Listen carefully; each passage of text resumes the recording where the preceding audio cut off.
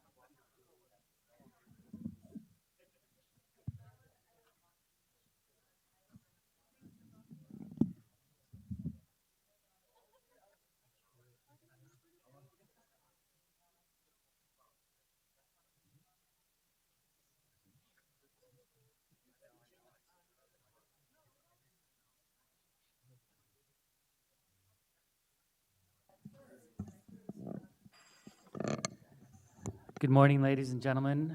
The governing board meeting is about to begin. But before we begin, I'd like to take a few minutes to review some of the administrative items for the meeting.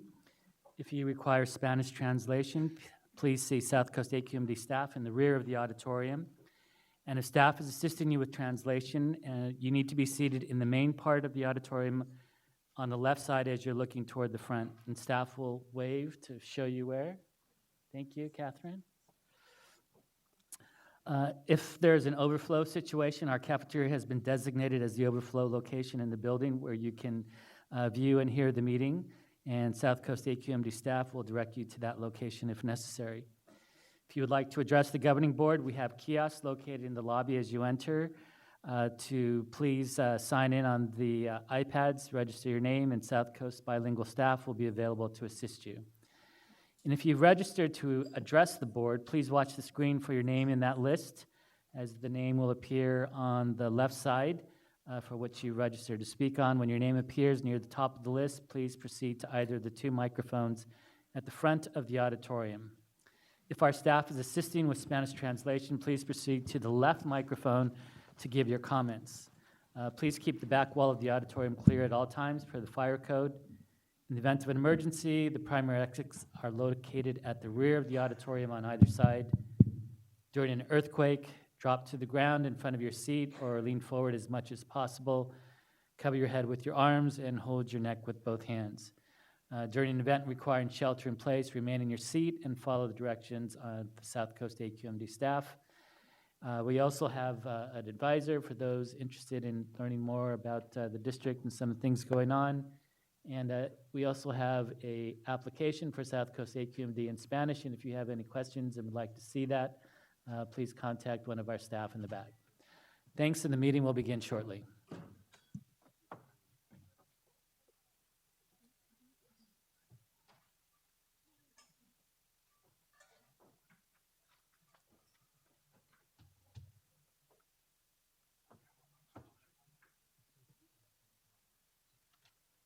I assume since you didn't put out a seating order that he's going to sit with you.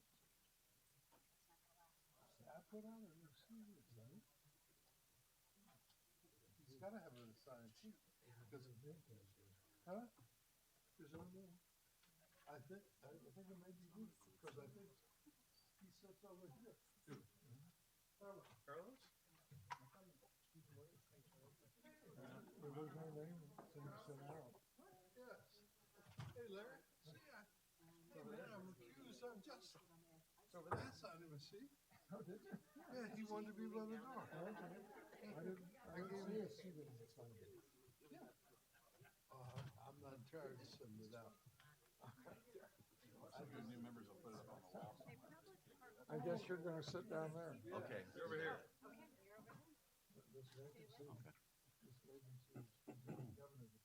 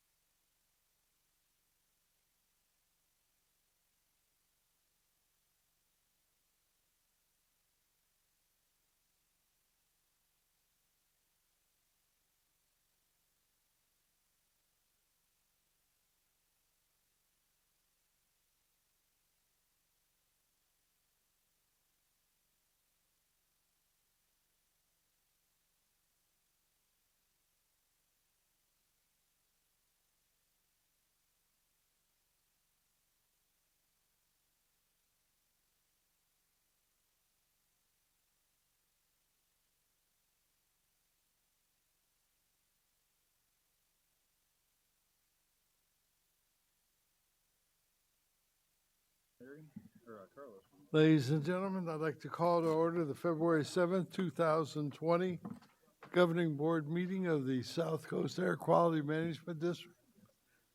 I'd like to ask Supervisor Bartlett if she would lead us in the Pledge of the Allegiance this morning. Please stand. Put your right hand over your heart. I pledge allegiance to the flag of the United States of America and to the republic for which it stands, one nation, under God, indivisible, with liberty and justice for all.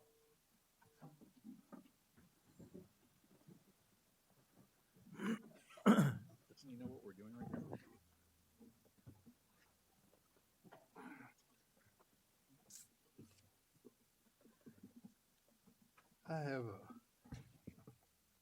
Do we have any opening comments by any of my fellow board members?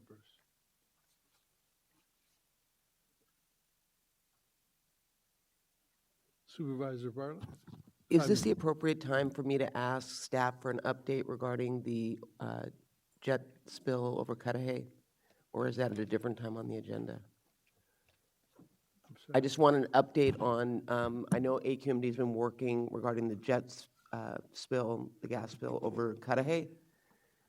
Yes, Supervisor, we received multiple complaints, as you know, and based on the complaints, we issued a notice of violation. We're currently working with a number of offices in a coordinated effort. At this point, there's really nothing further to share other than we're still in the data collection mode. We'll have something further to report. We'll report it. Okay, if you could just keep us updated. Supervisor Solis, my colleague, is very engaged on this and is asking that we keep her up to speed on it. Absolutely. Thank you. Thank you. Any other comments by any of my colleagues? Hearing none, I will then, Mr. Nastri, do you have anything? No, sir. Then I have the great distinct honor to swear in Board Member Larry McCallum. And I bought you your own sheet so we don't have to share. I, and state your name, please, I, Larry McCallum, during such time as I hold the above office, during such time as I hold the above office, do solemnly swear or affirm do solemnly swear that I will support and defend the Constitution of the United States that I will support and defend the Constitution of the United States and the Constitution of the State of California and the Constitution of the State of California against all enemies, foreign and domestic, against all enemies, foreign and domestic, that will bear true faith and allegiance to the Constitution of the United States that I will bear true faith and allegiance to the Constitution of the United States and the Constitution of the State of California. and the Constitution of the State of California. That I take these obligations freely I take this obligation freely without any mental reservation or purpose of evasion, without any mental reservation or purpose of evasion, and I will well and faithfully discharge the duties upon which I am about to enter. and I will well and faithfully discharge the duties upon My face, I know it's a funny face. I can't The help it. I was office I'm born about- with this one. so help me God. Amen. Great to have you back. Thank you. Great to have It's great to be back. Thank you so much.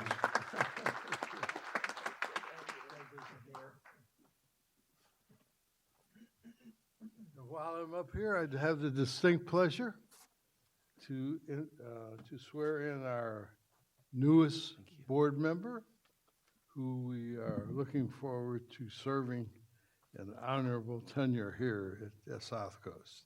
Thank I, you. and please state your name, I, Carlos Rodriguez, do such times as I hold the above office, during such times as I hold the above office, do solemnly swear or affirm do solemnly swear that I will support and defend the Constitution of the United States that I will support and defend the Constitution of the United States and the Constitution of the State of California and the Constitution of the State of California against all enemies, foreign and domestic, against all enemies, foreign and domestic, and that I will bear true faith and allegiance to the Constitution of the United States that I will bear true faith and allegiance to the Constitution of the United States and to the Constitution of the State of California, and the Constitution of the State of California, that I take this obligation freely that I take this obligation freely without any mental reservation or purpose of evasion, without any mental reservation or purpose of evasion, and that I will well and faithfully discharge the duties about which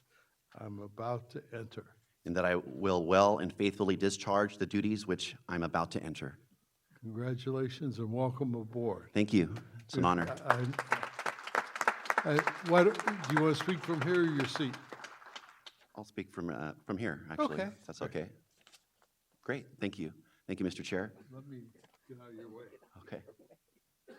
If Judy will get out of the way. Yeah, I'll get out of the way. Thank you, Chairman Burke. We're ready. I'm honored to serve alongside such a distinguished group of leaders to serve on the South Coast Air Quality Management District. I believe in the goals and the mission of AQMD and the important work to clean the air and protect the health of all residents in the South Coast Air District through practical and innovative strategies. My commitment is to work diligently and collaboratively to implement the Air Quality Management Plan.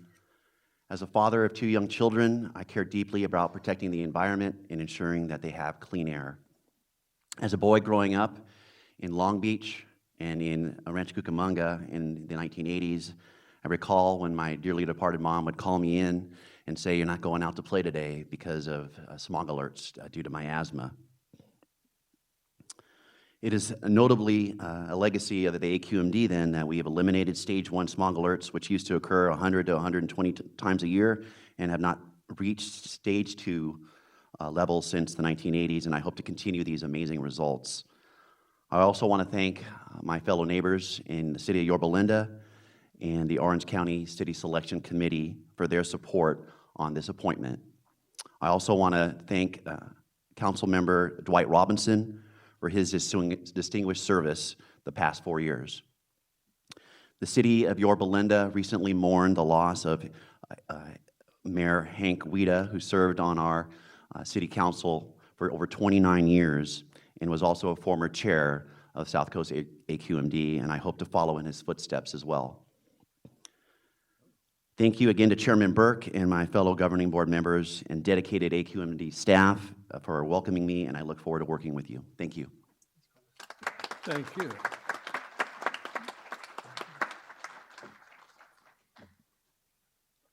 Moving on to the consent calendar, items 1 through 14.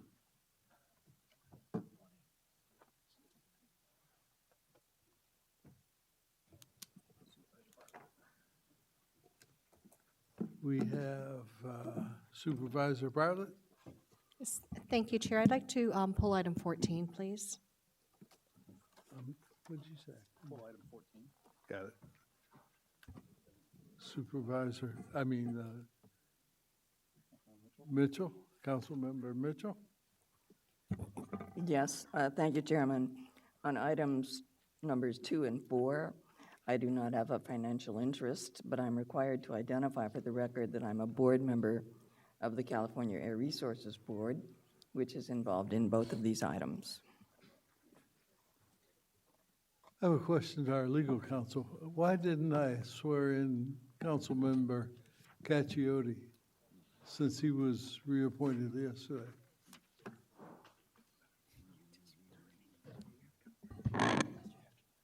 I think because we weren't aware of it until I'm a sorry. few minutes ago. I think there's a letter that you haven't received. Oh, So you're in limbo? no, Mr. Chair, Is that Mr. kind of like being between heaven and hell? Yeah. Mr. Chair, apparently there's a formal letter that comes to us, and we haven't received that yet. Okay. So Okay. we'll Mr. do that next Conchiodi, month. You'd like to speak? Yes, Mr. Chair, I'd just like to pull item 4 for one short question. Item 4, thank you. Item 4? Yes, sir. Okay.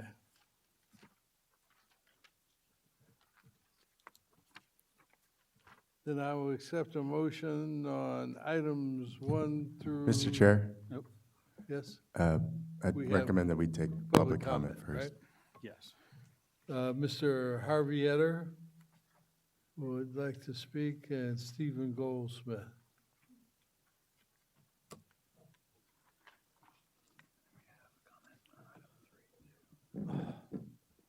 Mr. Chair, just to confirm, that's 3 minutes for all the items on the consent calendar and board calendars. Is that correct? That's what we generally do. Yes. Thank you.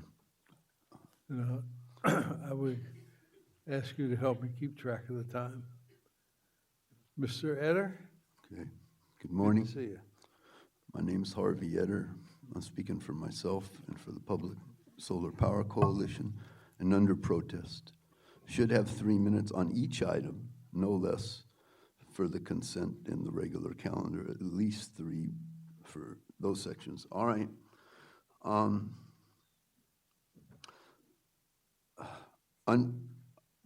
trying to petition the government, you folks, the district, CARB, and EPA, and not being allowed to file legal documents in the 9th appellate court to the Supreme Court on the 2nd of December. Getting run out of there after being there for an hour and a half in the clerk's office by the federal marshal and the FBI under threat of imprisonment, color of authority, then followed out into the street and further harassed by the FBI. This is not acceptable. This is not America.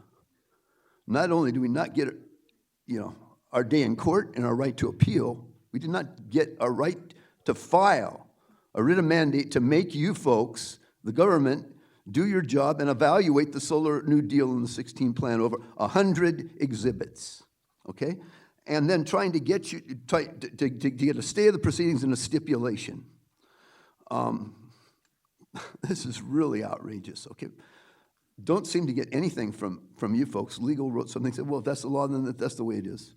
And then there's no nothings in terms of getting a contact person from state. Went through Xavier Becerra's office and brought here and talked up, trying to get a hold of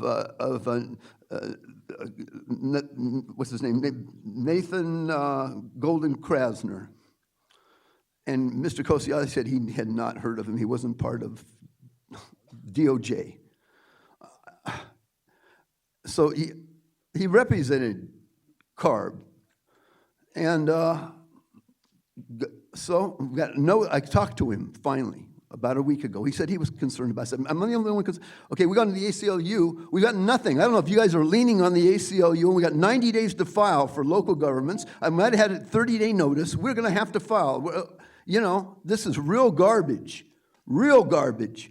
Trump's taken over the courts. He's loaded the courts. He's taken over Congress. He's got all Harvey, your three time's up. Thank parts you. of government. I've got 19 seconds, sir. Oh, sorry, 19 more seconds. Go ahead. And I should have another 5 added for your interruption. Well, maybe if your other 3 minutes have been related to the items, but let's Well, just go these ahead. are the overview of the items. Everything's in this context. This is America.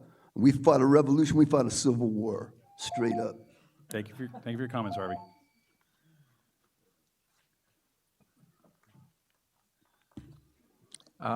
My name is Steve Goldsmith. I'm representing Torrance Refinery Action Alliance, and I wanted to welcome the new board members and the old. and give you an update on the need to remove hydrofluoric acid from the 2 refineries in California still using it. First, I want to invite the board members and the general public to an event in the community, and these flyers are available, to be held February 15th at 9 a.m. to mark the 5th anniversary of the Torrance explosion that nearly killed thousands of people in the South Bay. Chair and Vice Chair. Never mind. That'll be held at 9 a.m. at the Doubletree Hilton Hotel on Hawthorne Boulevard. It's going to be a 1-hour briefing featuring the former managing director of U.S. Chemical Safety Board, Daniel Horowitz. For further information of the event, you can go to our website, trasouthbay.com. At this event, we'll be highlighting 4 important developments since the September 6th meeting of the board, where voluntary improvements, despite evidence, were accepted in safety measures affecting Los Angeles County South and North Orange County. In 5 months since that vote, no actual mitigation has been installed. Second, on September 6th, a representative of PBF told this body that there was no release of HF at the Philadelphia refinery explosion and that mitigation measures worked as designed. We now know that the report from the U.S. Chemical Safety Board that this was not true, that in fact over 5,000 pounds of HF was released and only 38% of it was contained by mitigation methods. Second and third important development is that the EPA settlement on various violations of HF at the PBF refinery in Torrance, it was revealed that an area of immediate death needs to be twice as large as previously put into the refinery's risk management plan, expanding from 3 to 6 miles, increasing the population risk to more than 2 million people, and we believe this is too small. They also pointed out the large quantities of HF stored outside the settler tank area were not being addressed for release.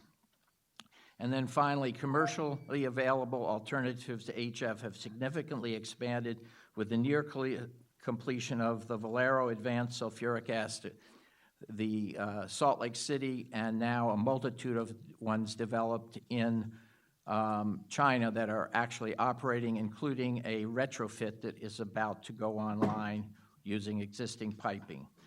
These facts call for the reconsideration of the September 6th vote. We call for the return to rulemaking process for the elimination of the massive threat to lives in the community. And I have these flyers. I'd like to submit this one for the board record. And anybody who wants. Thank you for your comments, and if I would ask the rest of the commenters to please comment if it's an item not on the agenda or an item that's unrelated to what's up right now, please wait till public comment. It's disrespectful to be commenting on items not on the agenda or items that are we're not currently on public comment when we have so many members that are here for particular items and have signed up for particular items. So please speak to the item that you want to speak to, and if you have a comment that's not on the agenda, go ahead and pull a comment for public comment. So next we have items for items number 3. Maria Barker, please come up, and then Emily Spokes.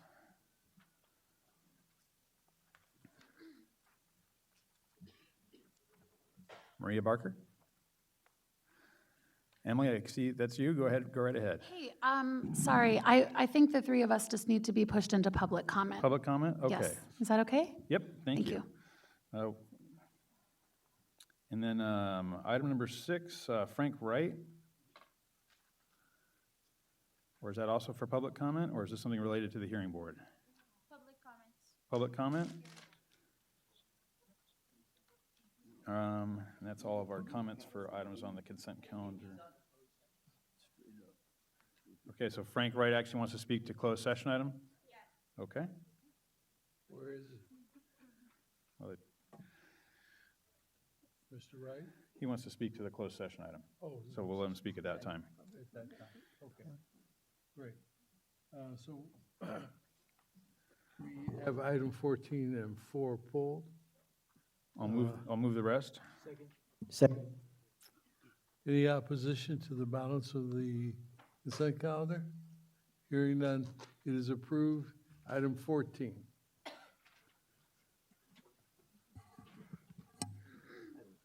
Oh, 4? 14 and 4 will pull. Did you say 14 first? Yeah, I took 14 first. That's not It's me. because I'm dyslexic. Who's 14, not me? All right. Thank you, Chair.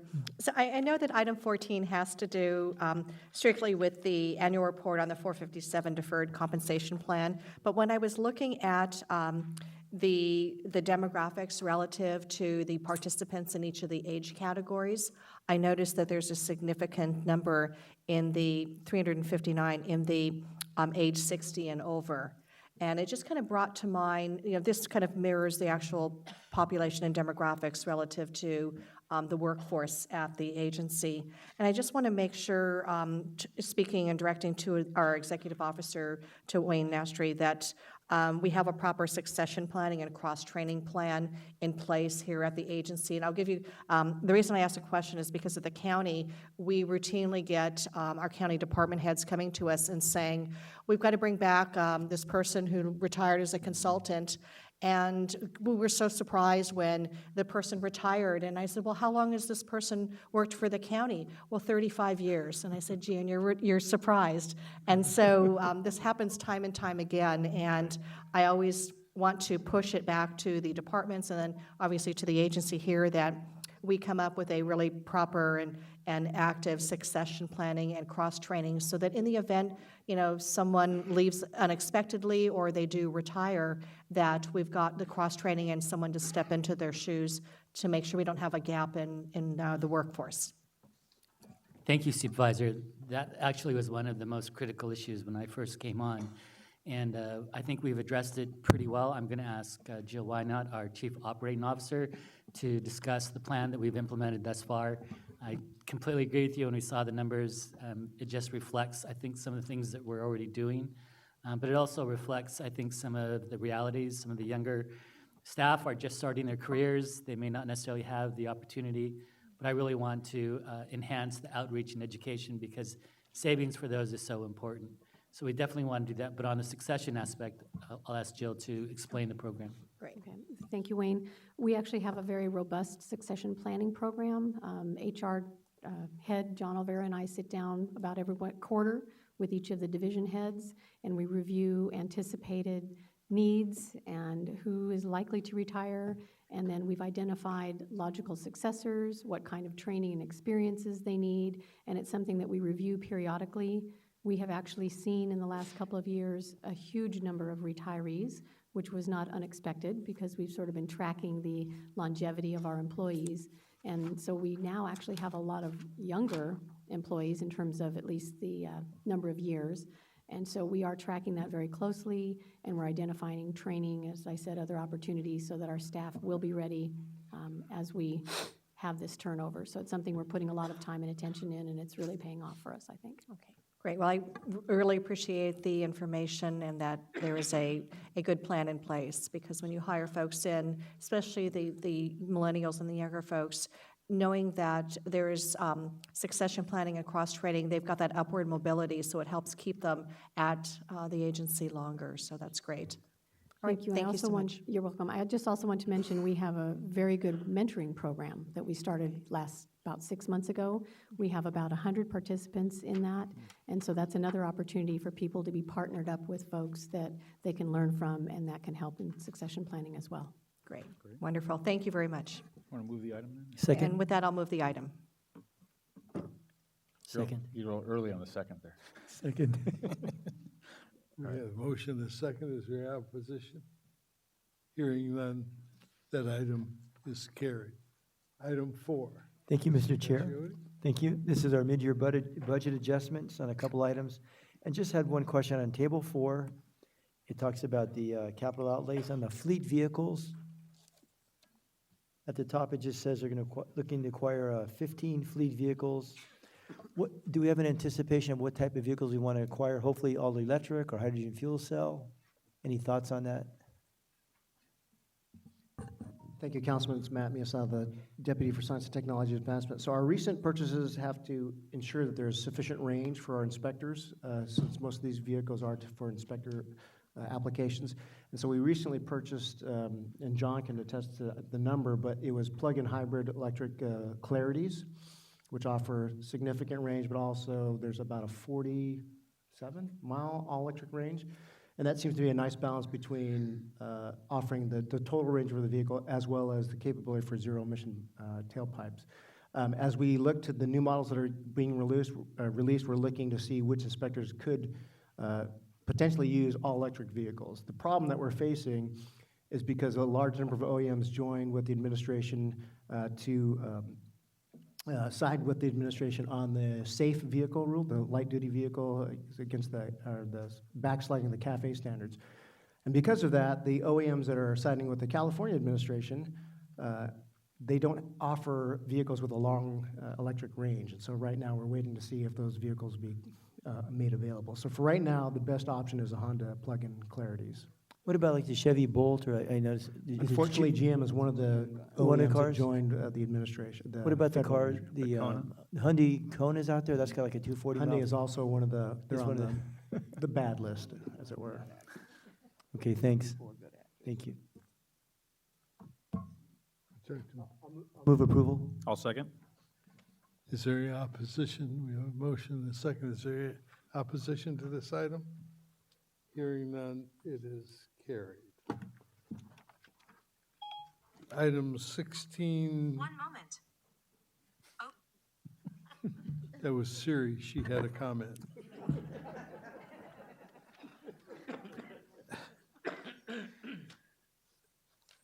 We'll then take items 16 through 22. May I have a motion on that? I'll move it. We have a motion and a second. Is there any opposition? Hearing none, 16 through 22 will be deemed approved. Item 23.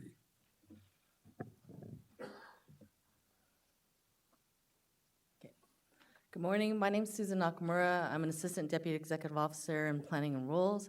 I'll be presenting to you the transition for NOx reclaim and the update on our rulemaking.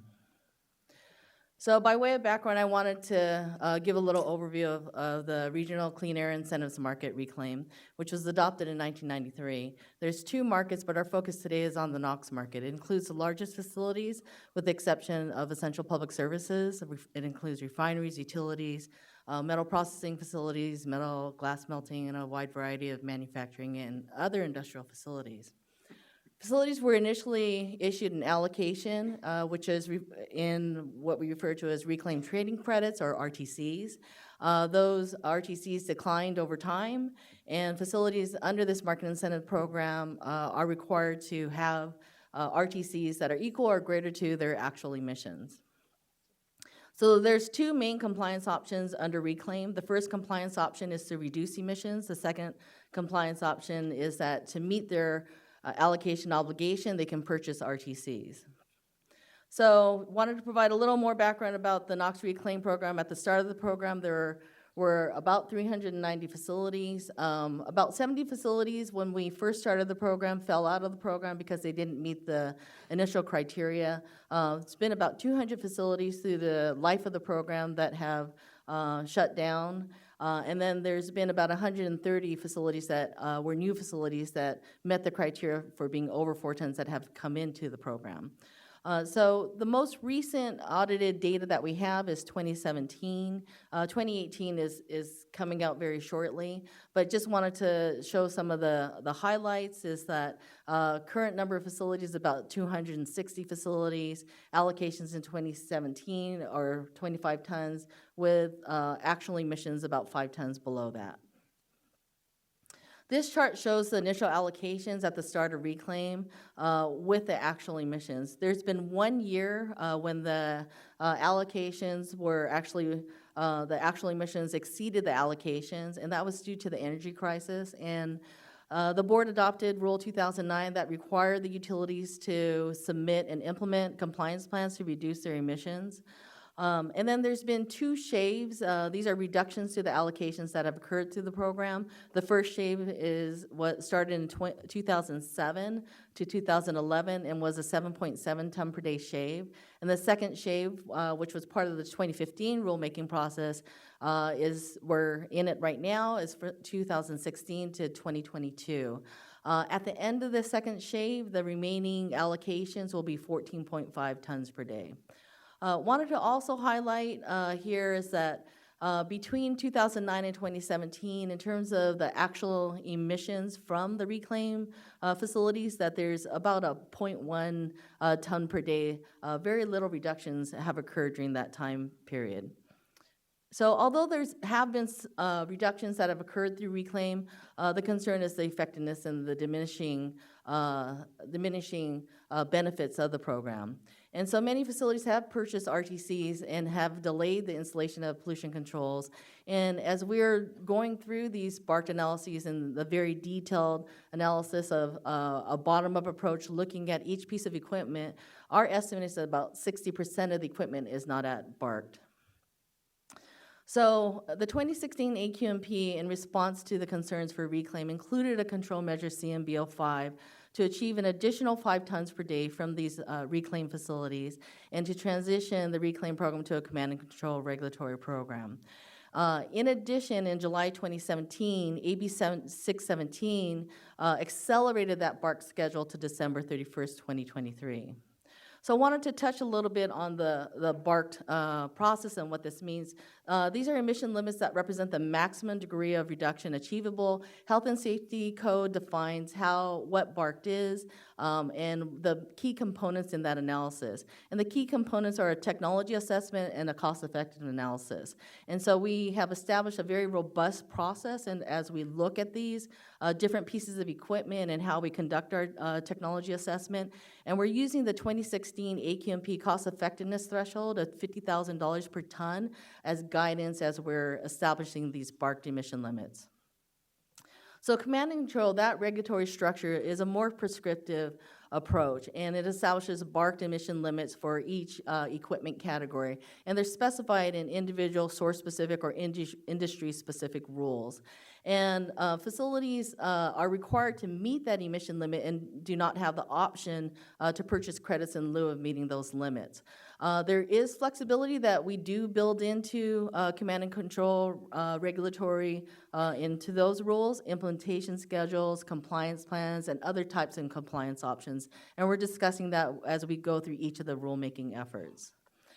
So the current process for the transition, we've worked a lot with EPA in trying to establish what this process is. There's really 3 main regulatory components that EPA wants to see that are SIP approved before we can transition the facilities out of reclaim. The first is that we complete all these landing rules. There's 13 landing rules, and then we have the monitoring, reporting, and record-keeping requirements that are in our Rule 218 and 218.1 for the continuous emissions monitoring systems. We amend our Reg 13, which is for new source review, and then amend Regulation 20 for reclaim that would for the transition process. And once this is all SIP approved, then we would begin the transition process. So we're probably looking at around the 2023 timeframe that facilities would actually transition out of reclaim. So I wanted to highlight some key challenges with the transition. Overall, this is the first that we're doing this, so the overall process is, we go one direction and then EPA says, no, go in another direction. But new source review, that is right now the elephant in the room in terms of what we need to resolve. It's a very complex program. There's state and federal requirements. We want to ensure that there's the availability of offsets as facilities transition out so we don't run into an issue where we can't issue permits. So that is one of the first and foremost, we really need to nail down new source review. The rulemaking efforts, heavy lift. We have 13 rules, and then in addition to the monitoring, reporting, and record-keeping rules that that are coming forward that we're working on. There's over 1,600 pieces of equipment in the reclaim program that we're looking at. We're doing a bottom-up approach, looking at each piece of equipment, trying to understand what they can actually do, where they currently are, and the cost effectiveness. And then the transition process itself, which will impact our permitting. There's just a lot of administrative aspects of how we do that and ensuring that it can be approved by EPA. Progress to date. We've had over 75 working group meetings. We have completed the analyses for over 1,600 pieces of equipment, and we are well underway on the rulemaking. And so this just highlights, we have amended 7 rules representing 4.26 tons per day of NOx from the reclaim facilities. The work ahead of us is we still have the 1147 series rules that we're working on, and I wanted to highlight a little bit on 1109.1, which is for refinery equipment. So we're moving into our 10th working group meeting for 1109.1. Refineries do represent the largest emissions, and it has the greatest emission reduction potential. We estimate more than 5 tons per day from this particular industry category. We do anticipate in the next few months that we'll complete the initial BARC limits, and then we have a third-party contractor that will be reviewing that. So this is slated for December, possibly may slide into early January or the first quarter of 2021, but we are working really hard to complete 1109.1. Next steps is continue to work with all stakeholders, all the rulemaking activities pushing forward. We do a monthly report to stationary, and then a quarterly report, which is a presentation to the Stationary Source Committee on the transition process. And then we do have the first version of a transition plan, and we're working on the second update on the reclaim transition plan. And that concludes my presentation.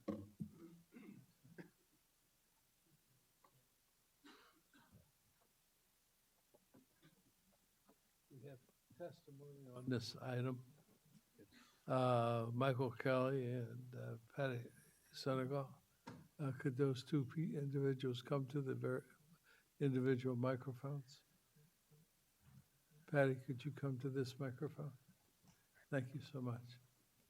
I see you running back and forth back there. Getting your steps in for the day. Yes, sir. Good morning. I'm Mike Carroll with Latham & Watkins, and I'm here on behalf of the Regulatory Flexibility Group, which is an industry coalition that includes petroleum refining, utility and aerospace, and also on behalf of the Western States Petroleum Association. We appreciate staff bringing this item to the board. We think it's very important that the board be kept apprised of the progress, or in some cases, the lack thereof, on the transition. It's a very complicated transition, and we think it's good that the board is made aware of the complexities and how things are proceeding. I want to make just 3 points today. One of them is really one of historical context, but I think it's an important one, particularly for newer board members who may not be familiar with the reclaim program. There were certain points in the staff's presentation that suggested that reclaim was not effective, or that it had at least ceased to be effective. And that simply isn't the case. If you look at slide 5, you can see that over the life of the program, there was a 50-ton per day reduction from 1994 to 2017. That's a 70% reduction in emissions, which is a success by any standard. And as you can also see, the program is on track to achieve an additional 10% reduction in actual emissions by 2023. Now, it's true that the rate of reduction has declined over time, but that's inevitable as we reach the limits of available control technologies. So I just wanted to make that one historical point. The second point, and staff did touch on this a bit, but most of the presentation was focused on the new command and control rules. The new rules are only part of the story, and the other elements of the program that need to be replaced are equally important and equally, if not more, complicated in some respects, and particularly replacing the NSR program.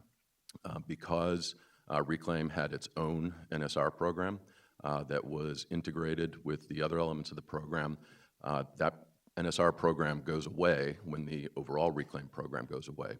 And so something new needs to be in place to ensure that we've got a working new source review program for former reclaimed facilities. The staff's current proposal is to integrate the reclaimed facilities back into Regulation 13, which is the other existing NSR program in the district. That is proving very complex, not in small part because EPA has indicated that if they are to do that, some generally applicable changes need to be made to the rule that will fundamentally alter the NSR program as it applies to all of the facilities in the basin. And there simply aren't any apparent solutions to some of the issues that have come up. Finally, with respect to the timing, it is inconceivable to us that all of the rulemaking can be done by the end of next year, that all the EPA approvals can be in place by the end of the following year, and that the controls can be designed, procured, permitted, and installed on staff's schedule. So we just want you to be very aware of that we think that the schedule is not realistic. Thank you. Mr. Carroll? I just wanted to point out that that's me, the number 2 Patty, but I'll just do, sorry, fast fingers on the sign up. Okay. So Chairman Berg, members of the governing board, good morning. Patty Senecal with Western States Petroleum Association, WSPA. As noted by Mike Carroll, the NOx reclaim has been one of the district's most successful emission reduction programs since 1994. And Chairman Burke and Supervisor Antonovich, one of their first votes together in 1994. But from that time period, 94 through 2016, the reclaim program reduced NOx emissions from the largest facilities by 70%. 70%. This is a greater reduction than from non-reclaim stationary sources over that same period of time, 70%. In December 2015, the board adopted an additional 45% reduction of NOx reclaim trading credits, and which the board determined would be achieved through a BARC equivalent level of reductions from the reclaim program.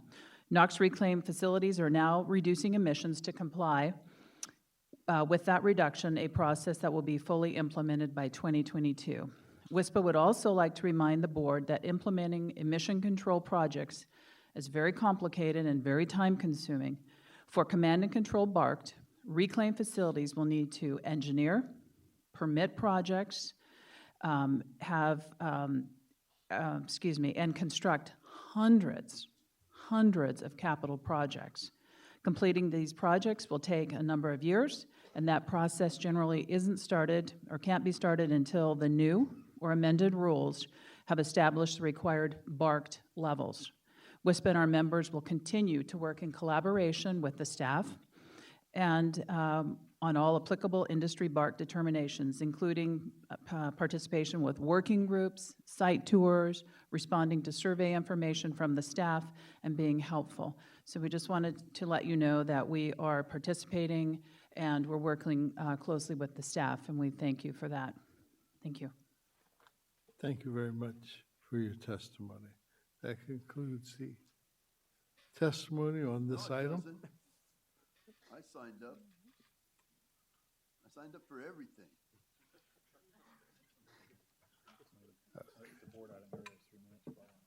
Your name wasn't on there, Harvey. I signed up for everything. Bay, do you want to clarify this is a board item? Or? This isn't part of the board or consent calendar. Oh, damn. Although I didn't see his name signed up there.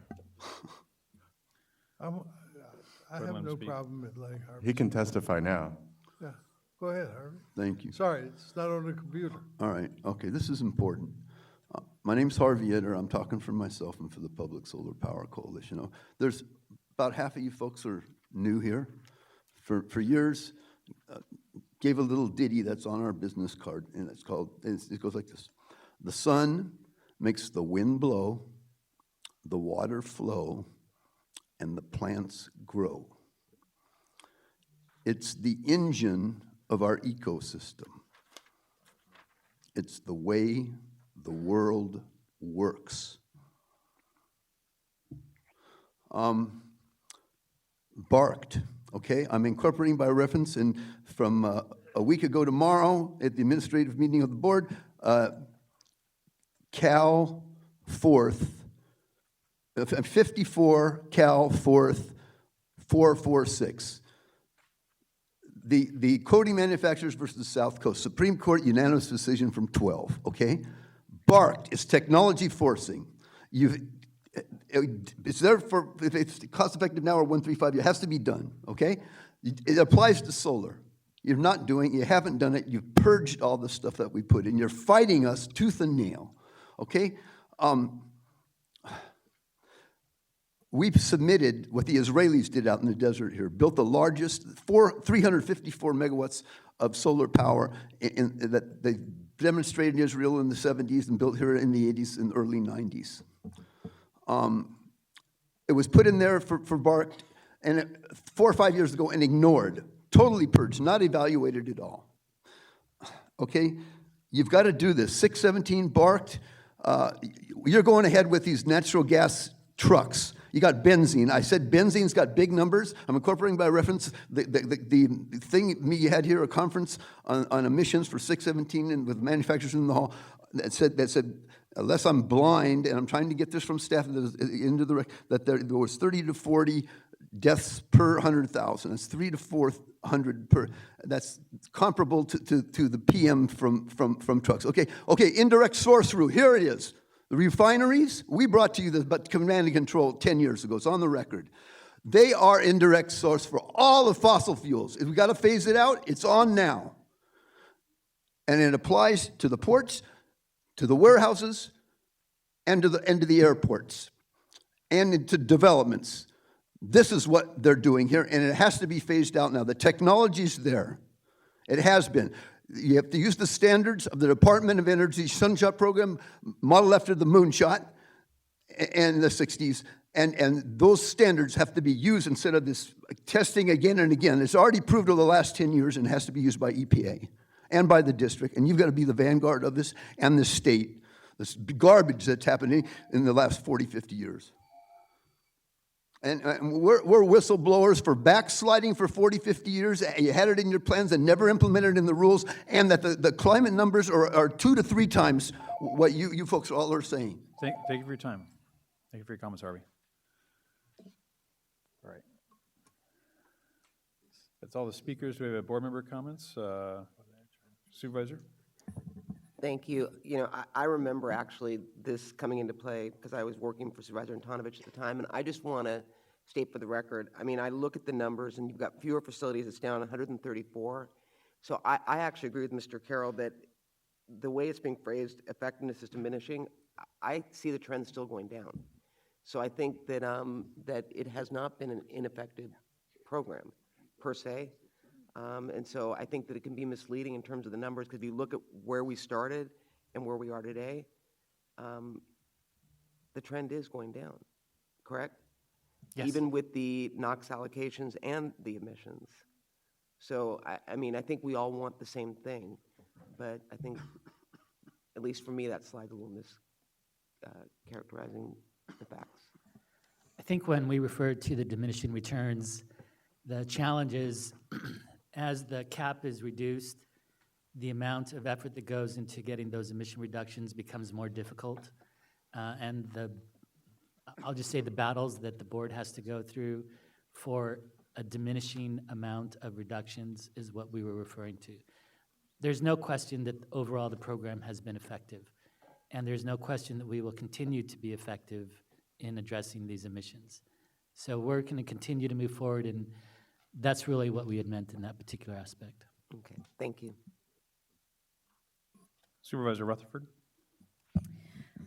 Wayne, just wanted to hear staff's comments about the timing. You've heard the speakers reference the challenges with implementing what's required on their side of things. What's your reaction to those? I'm going to go ahead and ask Dr. Fine to do that. I'll just sort of lay a broad stage in that we agree with many of the points that Mr. Carroll had made with regards to the complexity, the number of issues that we have to address, and Phil and Susan have been leading the efforts in interacting with EPA, so maybe Phil can explain that. Yeah, thank you, Supervisor, for the question. So it is challenging, the timing, but rest assured, we are meeting, especially on the refinery sector. Every single refinery is coming in and meeting with us multiple times to talk about their particular challenges. When we do a BART analysis, we can only require what is feasible. Part of what's feasible is the timing in which you can actually install the controls. So that's forefront and center of all our analysis. We can't ask for the impossible. The rules will push the envelope on the technology and getting the lowest amount of emissions, but we fully understand the timing challenges, and we have to accommodate that within the rulemakings.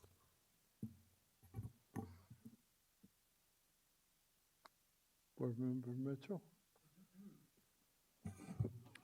Thank you, Chairman, and thank you, Susan, for an excellent report. I also want to commend all the facilities that are working through Reclaim, and for those that came and spoke to us this morning, because we understood from the beginning this was not going to be easy. And staff has worked very diligently. We see how many meetings have taken place and how much work has been done. I think certainly we know that the Reclaim program was successful in its beginning years, but as our executive officer explained, toward the end of these years, it was reducing reduced effectiveness.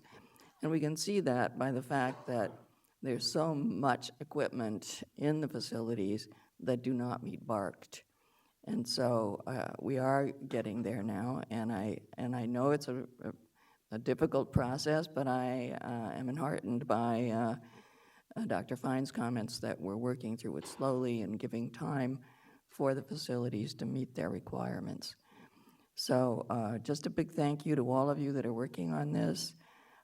We all kind of agree we need to go there now. We can see we weren't at BARCed, and we need to do our part on stationary sources while we push CARB to do its part on mobile sources. So thank you.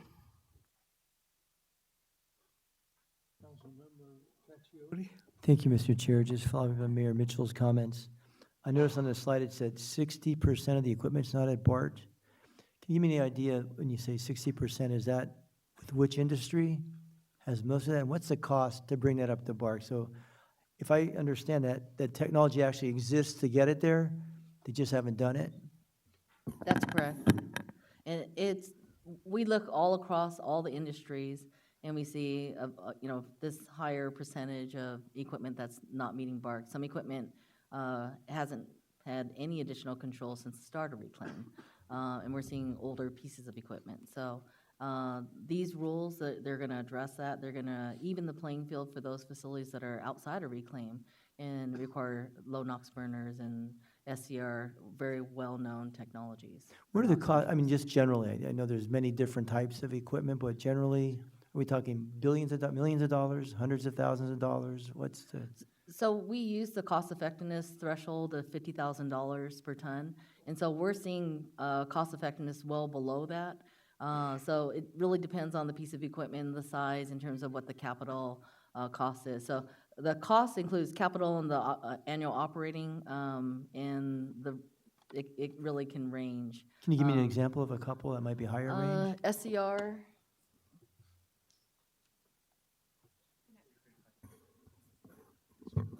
So as an example, a lot of the equipment we're finding are actually at the refineries that aren't at BARCed. A lot of the boilers and heaters have not had these controls put on. Some have. Some of the newer ones have. When we talk about putting selective catalytic reduction on, the cost effectiveness starts getting up to 30 to 50,000 per ton. In some cases, it depends where they start in terms of emissions. On some of the smaller equipment, we have a different cost effectiveness, and maybe it doesn't pay to put on selective catalytic reduction. You have to go to low NOx burners. So it just depends on the size of the equipment, depends on the emission reductions you achieve, it depends on our cost calculations, and it's a wide range, and we're trying to parse it as fine as we can for class and category of equipment to make sure that most of the projects meet that threshold. Not everyone's going to meet that threshold, but that 50,000 per ton is a guideline that was set in the 2016 AQMD. Some projects will be above that. That's how command and control works. But we average across the class and category and set a requirement. We offer so many incentive programs. Does this necessitate any type of incentive programs to get this moving faster, or no? Or these companies not- don't need it? Just curious. We're not anticipating any financial incentive programs because that would essentially be paying for compliance. But what we are doing, and you've seen it in some of the command and control rules the board has already adopted, like 1135, 1134, we're providing incentives to go above and beyond BARCed by giving more time if a facility is willing to change their equipment to say, maybe go zero emission, maybe go to electric equipment or something even lower than BARCed, or do a kind of a facility upgrade and do a replacement. So we try to, within the rules, provide that flexibility where we can get longer term, even more emission reductions in exchange for another project that would be in the near term but doesn't achieve as much. Thanks. That's probably best. Is there any further comments by any of my colleagues? Does this item require a vote, or is this just a receive and file? That's what I thought, okay. Then we'll move on to item 24.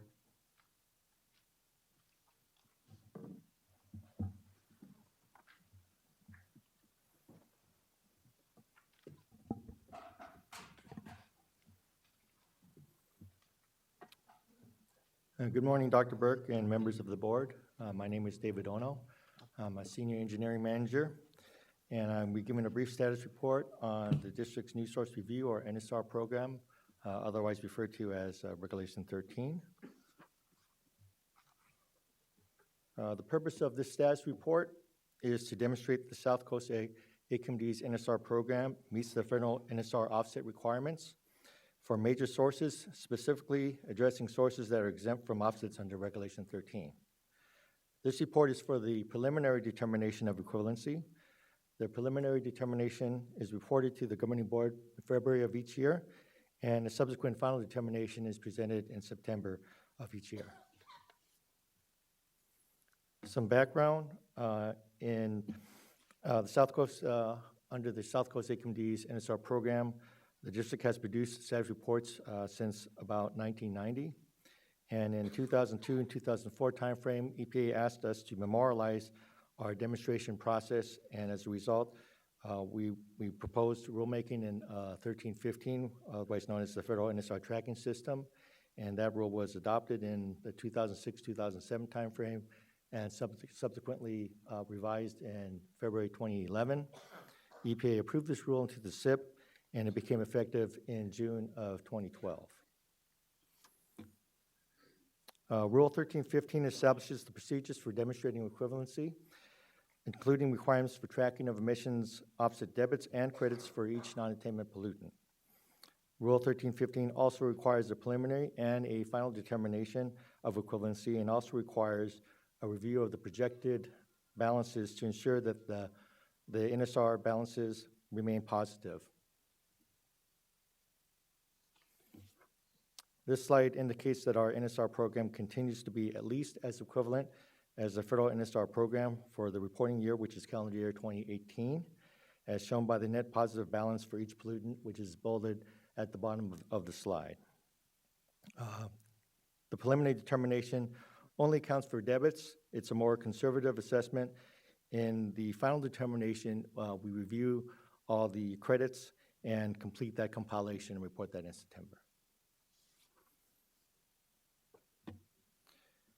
So because Rule 1315 requires projections for the subsequent 2 years from the reporting years, we're happy to report that the projections also show continuing equivalency with the federal program, as indicated by the positive balance in the slide for calendar year 2019. And then also for calendar year 2020, we can see that we are continuing to maintain equivalency or better. From a historical perspective, this final graph illustrates that our offset account balances have trended in an equivalent manner throughout the history of the program, and the trend continues to show ongoing equivalency for each of the pollutants of concern. So in conclusion, the preliminary analysis of the South Coast AQMD NSR program shows ongoing equivalency with the federal NSR offset requirements for the reporting year, and for the following 2 projected years as required by Rule 1315. The final determination of equivalency for calendar year 2018 will be presented to the governing board in September. And that concludes my presentation. Presentation. Do any of my board members have any questions on this presentation? We have Harvey on this side. We have one person to testify. It's Mr. Etter.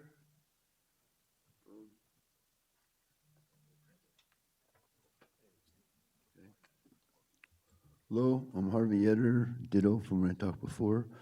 New source review has to be part of, you're using the word transition. I've only heard the word transition in terms of energy emissions in the environment, climate, refer to the solar renewable transition from fossil fuels. And we found out in 18 from a state evaluation of federal government and IPCC International that the rate of change of climate is much faster than we thought. I was approached by staff. People tell me things. They said, yesterday they had a recording of 67 degrees in Antarctica, the hottest on record ever. Okay? I've tried to get before you into the record here for the last several months the September issue of National Geographic, which is this government publication supported by NOAA and NASA. And they say the Arctic is warming, it's melting. And carbon dioxide and methane, and methane's 86 times, and there's other multipliers that make it much higher than that. And he omitted in this article saying anything about nitrous oxide, laughing gas, which is 300 times, and also an ozone depleter. Okay, this stuff was not included in IPCC. And this tells something. In Russia, they show a picture of half a mile wide where it's melting and hundreds of feet deep. This stuff is serious. And then the ice is melting.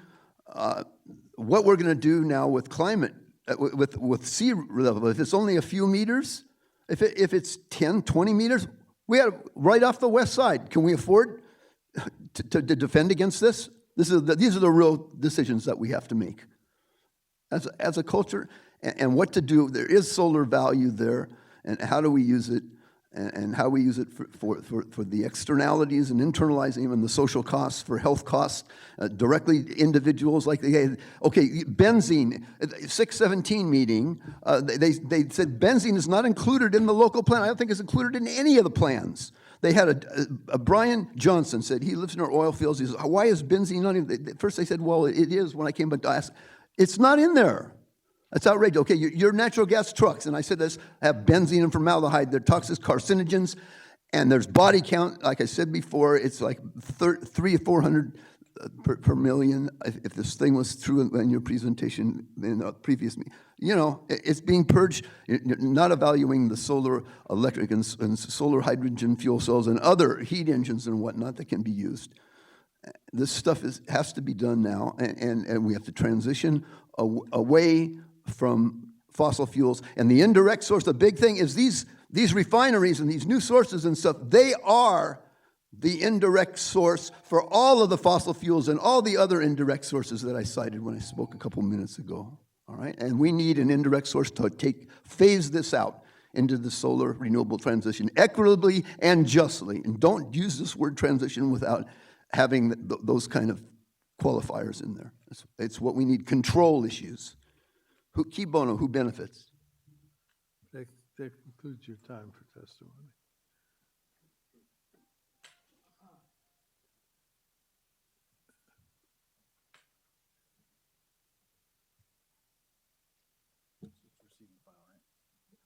So receive and file. On number 25. Moving to item 25.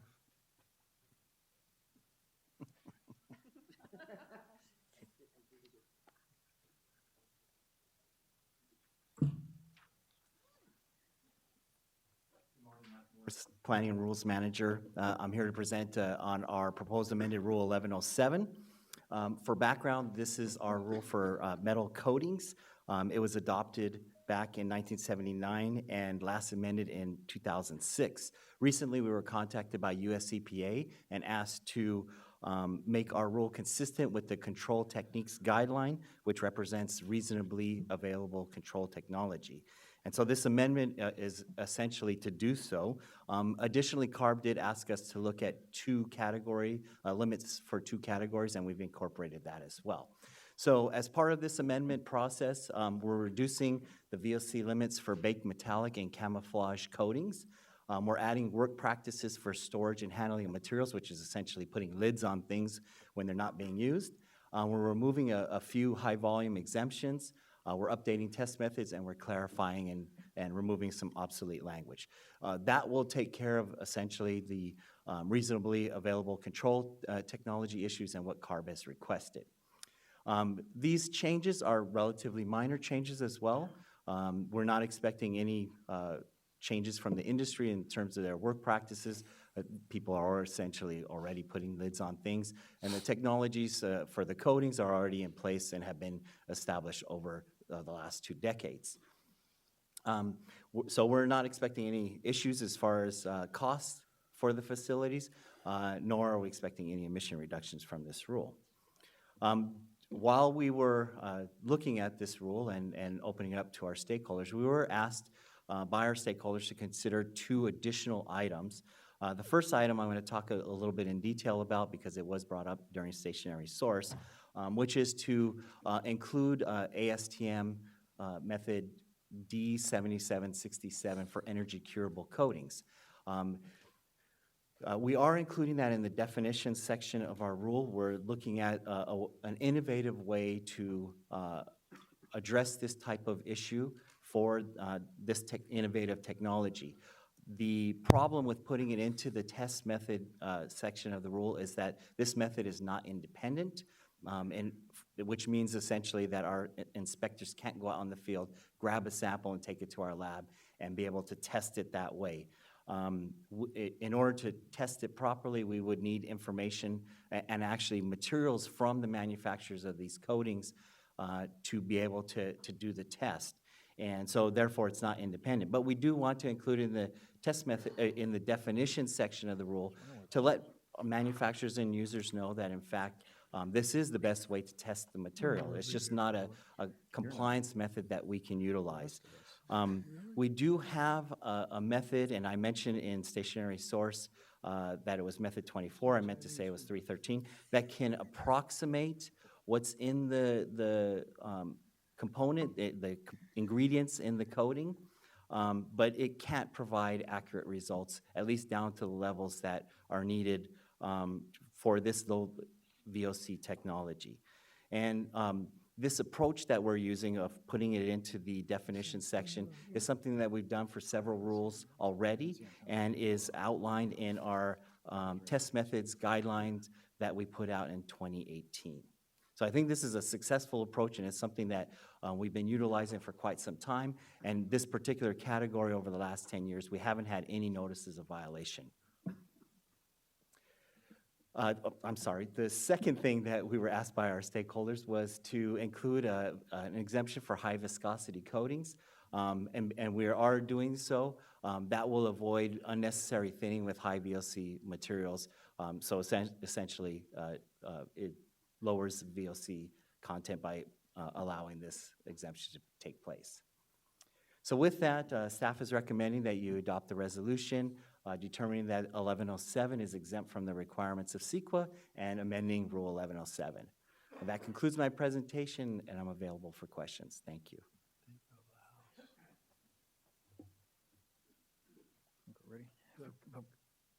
That concludes your testimony. Thank you very much. We have 3 speakers on this item. I'd like to call, first speaker would be Mr. Eder.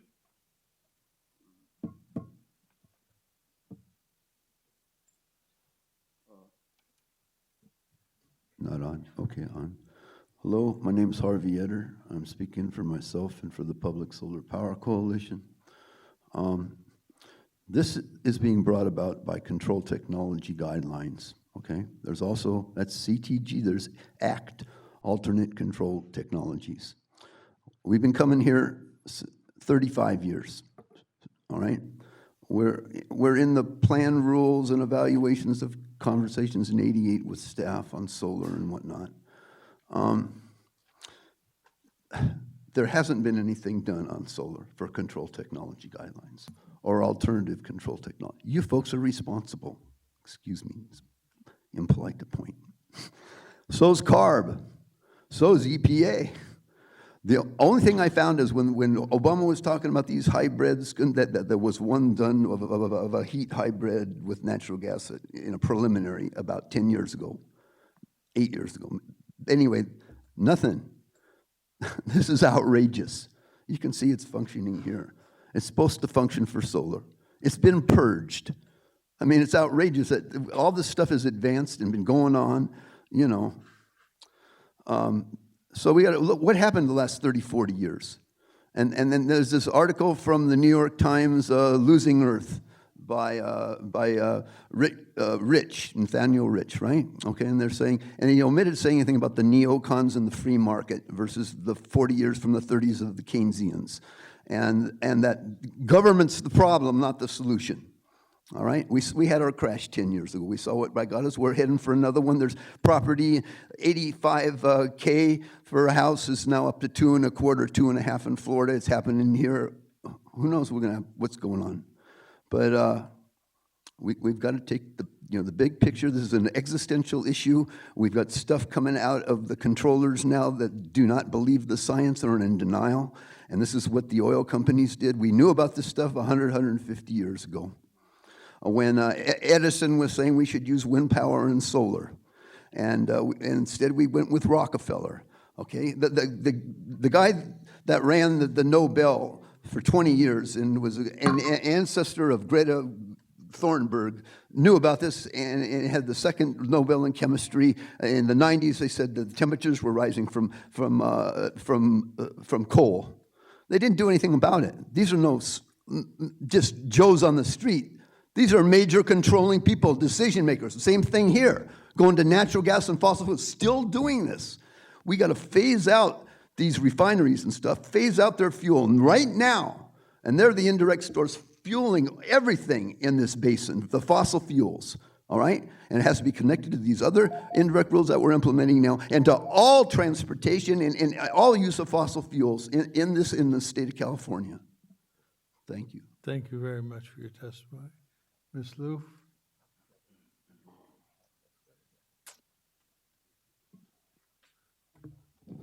Good morning, Rita Louvre, RadTech International. I've been with RadTech for 26 years, and the association was dealing with the issue of testing our materials before my time. We have a test method that was approved by EPA for our thicker materials, but the district and EPA could not develop a test method for thin film materials, which, to give you some perspective, are about 1/4 the diameter of a human hair in thickness. We were assured by the district that if we got a method approved by ASTM, which is recognized as the expert entity on test methods, we could get our method recognized by the agency. In 2011, our method was approved by ASTM as a reliable way to measure VOCs. While we have made progress, including our method, here we are in 2020, and the ASTM method has still not been fully recognized by the district. I have the first slide is a quote from EPA Method 24, which states, not applicable to UV radiation-cured coatings. The district has made the same finding in their Method 313, stating, quote, this method is not to be used for two-component coatings or ultraviolet electron beam UVEB cured coatings. Our method may not be perfect, but a better method for thin film materials currently does not exist. D7767 is currently recognized in the definition section of the rule. All we would like is for it to be listed in the test method section of the rule where we think it belongs to avoid confusion. To date, there is no better method developed by anyone. We do not think that kicking the can down the road is the appropriate thing to do. If not our method, then which method will the district be using for enforcement purposes? There's language under the multiple test methods section that allows the district to select any method for enforcement on issue violations. Some of our companies have thousands of products. One company has reported to me that if they had to retest every product, it could cost them over $9 million. We believe that this type of confusing language puts our industry at risk of enforcement action by the district and is a barrier to the implementation of clean air technologies such as ours. Paul, if you could put up the second slide. So we're in agreement with staff's proposed language. All we would like is for that language to be included in the test method section of the rule. Waiting another few decades is just not a viable option for our industry. Thank you. Thank you very much for your testimony. Mr. Douglas DeLong. Hi, I'm Douglas DeLong. Greetings to Chairman Burke and the board. Chairman Burke, last time you and I spoke was at the Biltmore Hotel over the marine coating rule that ended up getting voted down because I remember. Yeah, well, good to see you again and good to be vertical with you. That's the story. So, I'm here just for common sense, and this is kind of the same as the last time. I've been in the UV EV industry since 1987. I entered it because I saw a chance to make the air clean. I notice a lot of the talking today has been how the district has helped reduce emissions, NOx, and so on. I don't understand when I look at these rules that come from your staff that it says part 1107 not expected to result in direct emission reductions and will not increase costs because manufacturers are already achieving VOC emissions. So if it doesn't do anything, why do we have it? You know, why do you have 45 pages that will not reduce pollution? I have customers in LA County, Riverside County, Orange County, Kern County, and a lot of customers that have left these counties because they got squeezed out because of unreasonable rules from this organization. And I just want to fight for the jobs. I want to fight for clean air. And I think putting this little, this wording where it's all up to the staff member what test they're going to use.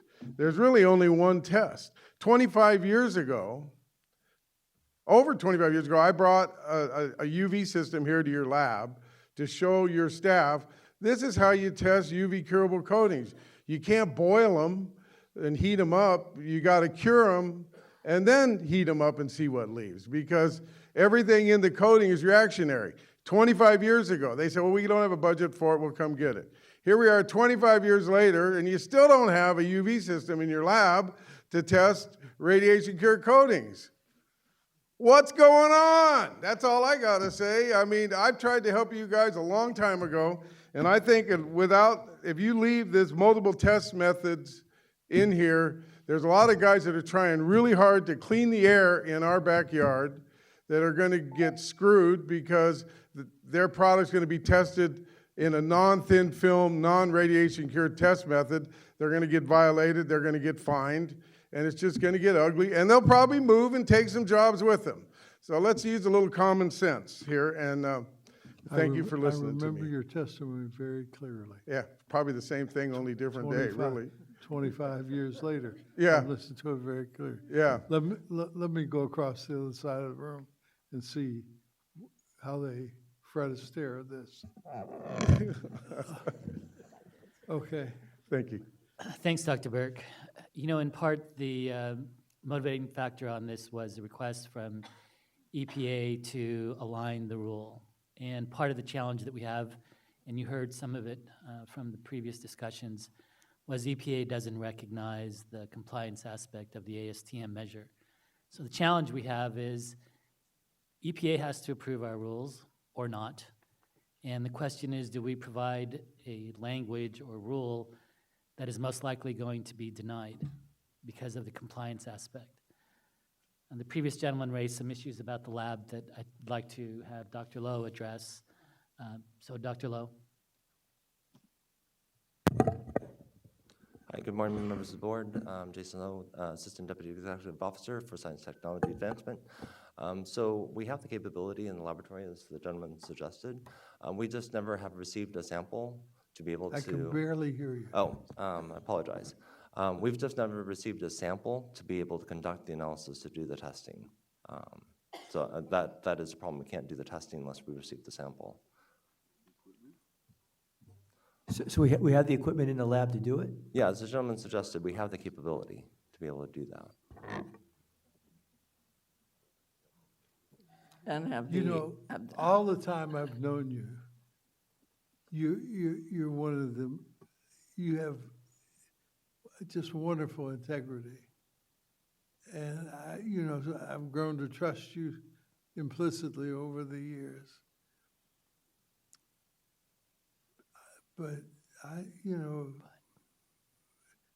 what you're saying doesn't match up with what he's saying.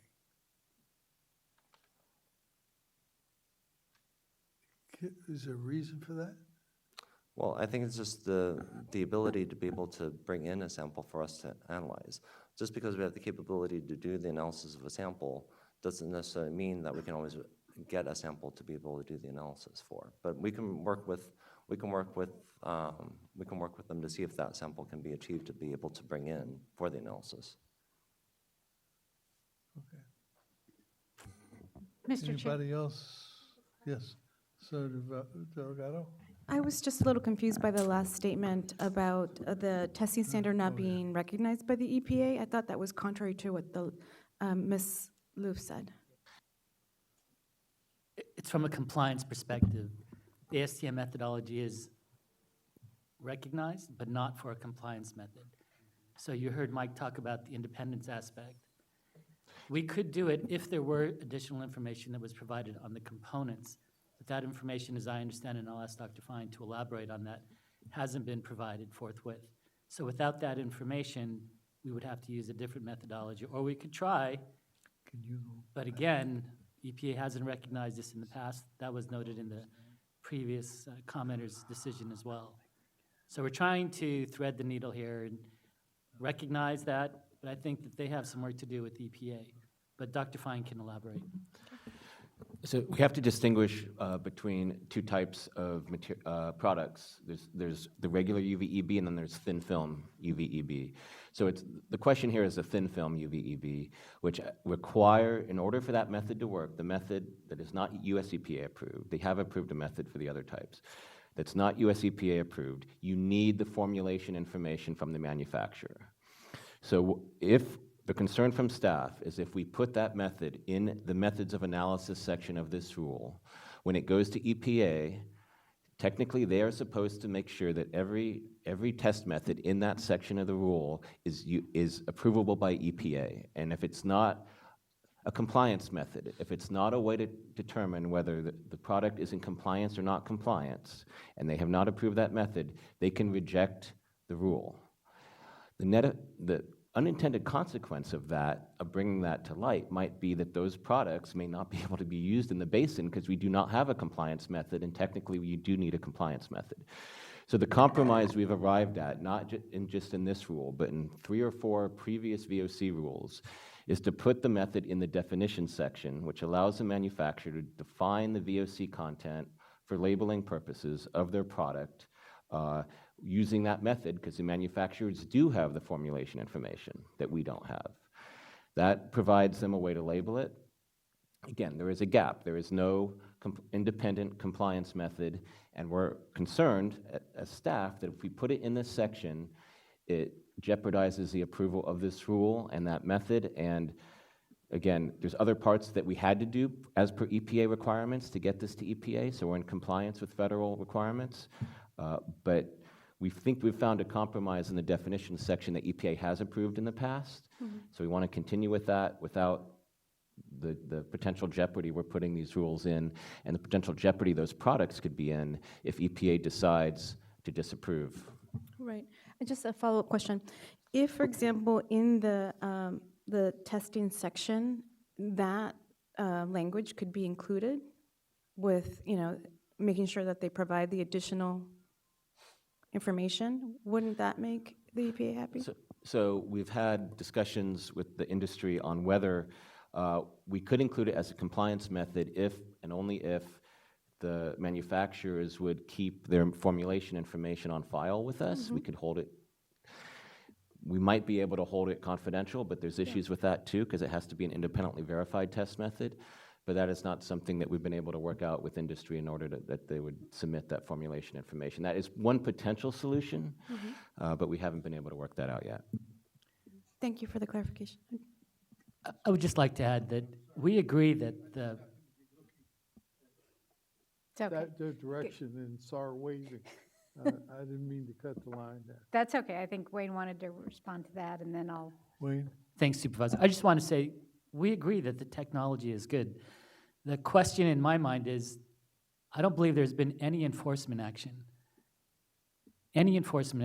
over the history that we've taken with regard to this issue. So we're discussing a lot of things that have not happened. I understand there's always concern that there may be an enforcement action. You heard the risk that Dr. Fine explained. I just wanted to be clear. We like the technology. There's no doubt about it. So the question is an enforcement action likely when you're looking at such proven technology and where we're going to be investing our enforcement resources? I appreciate that, Wayne. Nonetheless, I'm loath for us to pass something on your words sitting there today that there's discretion on enforcement. So I'm going to make a motion, Mr. Chair. I will move the item with the proposed amendment, and if you put up Ms. Loof's second slide, please, that we incorporate the current language that appears in section B15 of the rule, then the quote, under section E, methods of analysis. That's my motion. If you may take an amendment to that, where they're allowed to include the language that that provides for them providing the additional documentation that EPA would require. Dr. Fine said it much more eloquently than I did. Just to pass the EPA muster, I agree with the premise. I'm not sure on the spot here we're going to be able to develop that exact language. I think what it would require is that there's a requirement in the rule that that formulation information be provided to us. I mean, maybe we can ask Rita if that's acceptable, and we could.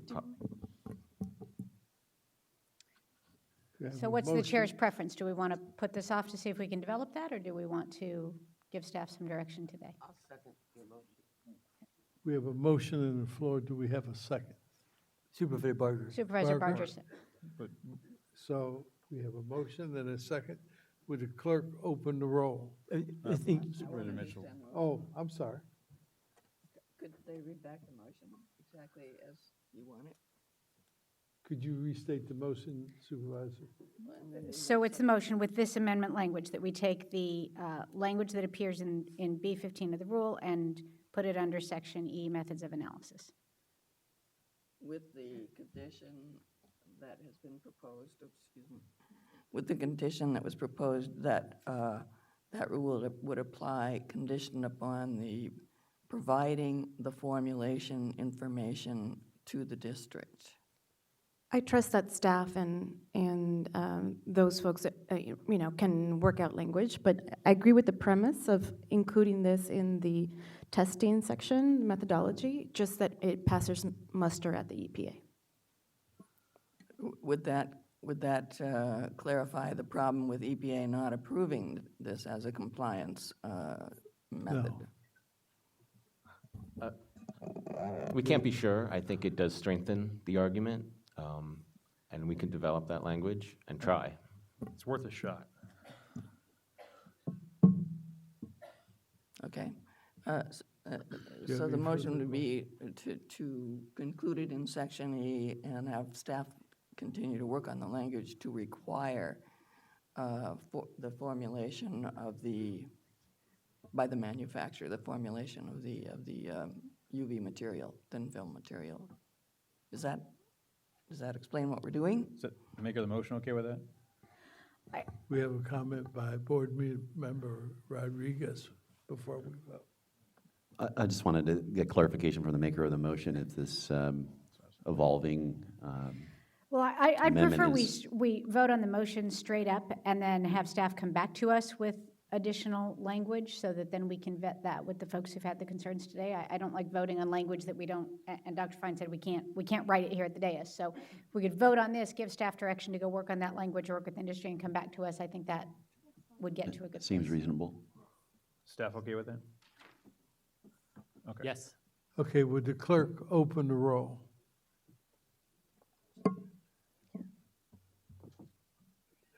Hello? Testing, 1, 2, there we go.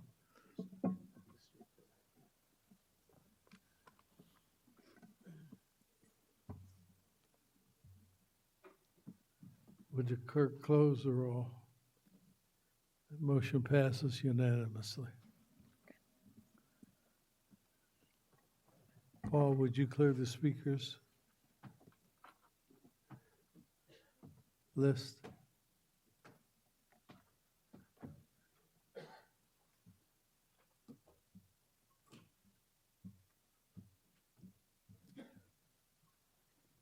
So does that mean that no further motion is required? No, it's going to come back to us. Yeah. With regards to item 25? Right. Yes. No, I mean today.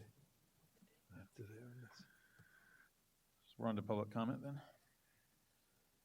Okay, I'm going to let the vice chair take over for public comment. All right, first public commenter is Harvey Eder, followed by Marka Blackar. So if we can go ahead and, Harvey, if you want to come to the microphone. Makara Blacker to the next microphone. Go ahead, Harvey. Thank you. Baker, sorry. So thank you. this is public comments, the end Yes, of the sir, Harvey, end of public the comment, meeting? whatever, any item you'd like to speak on that's not on the agenda. Okay. Since you spoke hi. on everything else that wasn't on the agenda earlier, this can maybe be an item on the Okay, agenda. could someone let go before me, because I wanted to play something, I want to get it up on my phone. Anyway, it's a eco poetry thing from the Doors. And so I'd like someone else to go talk it, so I can. Oh, try to bring it. I'm next, All right, I think, cool. yeah. I'm Makara Baker, and I'm a stakeholder in Silver Lake, and I'm here with the Neela Climate Collective, and I'm also a mum with 2 young kids and who can't go out and play. They're in elementary school, they can't go out and play when the air quality's bad, and it's just not an environment that I want my kids to grow up in, and that's why we're here to urge you to clean up our air, and that's all I have to say. Thank you. Thank you for coming. Frank Wright, followed by Roy. And if someone could help Harvey with the technical question he has. Good morning, Chairman and staff. Representing the city of Moreno Valley, and I'd like to indicate the urgent care of the money that's been invested in the city to be reinstated and returned back to the city for its proper use. Since the beginning of the World Logistics Center, many other companies have been wanting to come to the city, and it's been developing as a city that's going to be a big city on the map of California, probably eventually on the United States. The World Logistics Center has offered 20,000 jobs for people, has maintained a lot of families that are able to stay home without having to travel 30, 40 miles outside to other incomes. The city also encourages solar system free that would cut back the use of natural gas.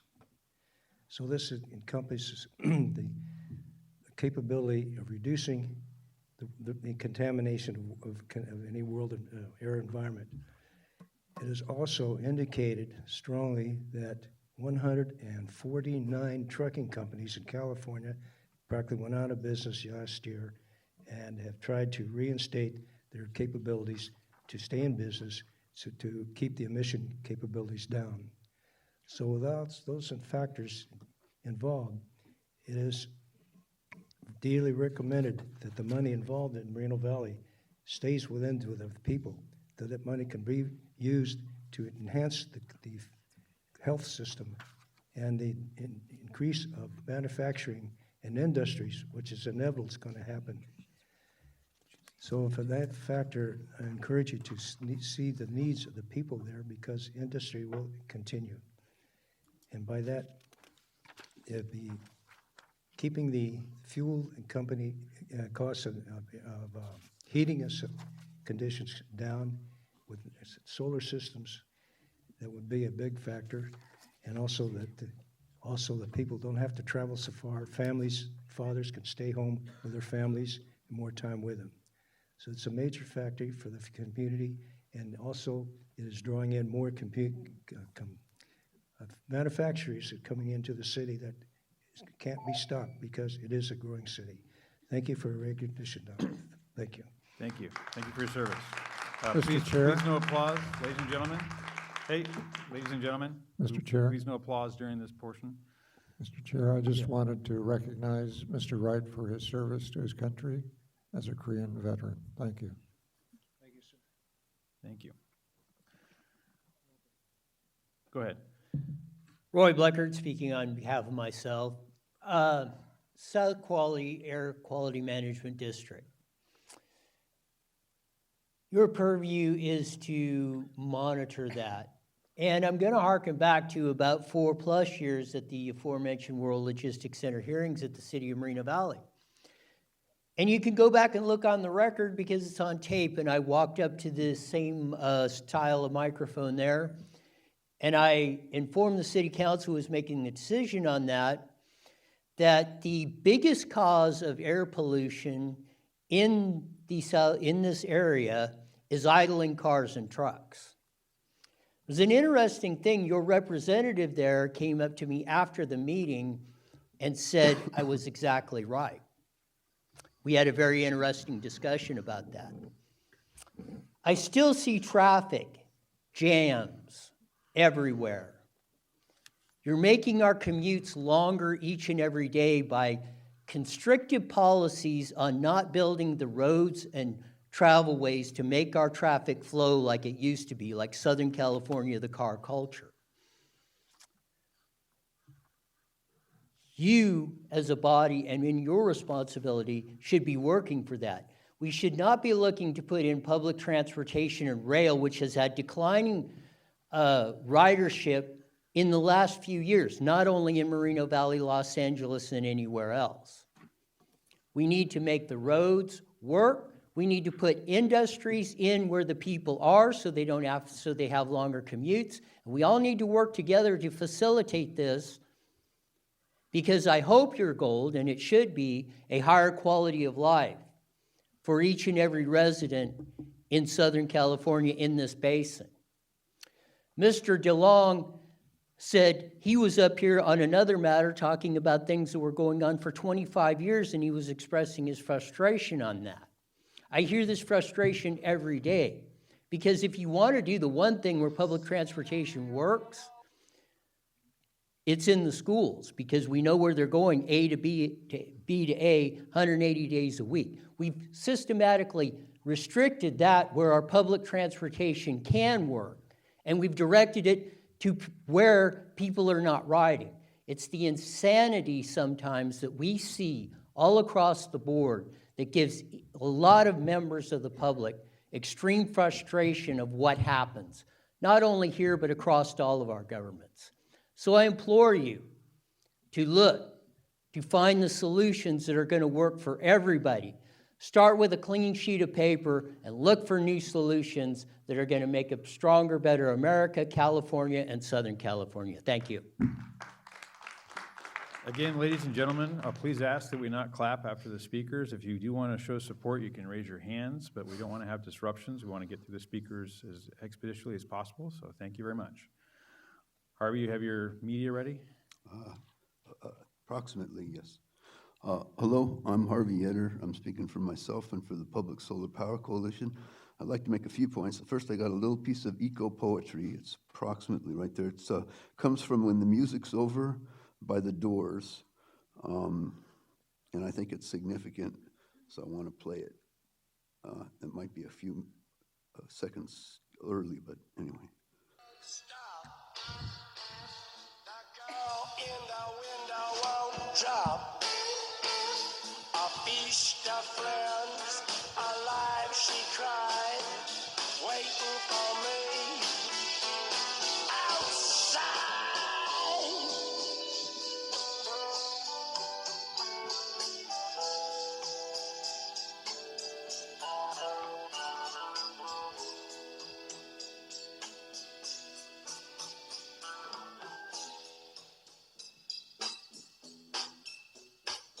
Before I sing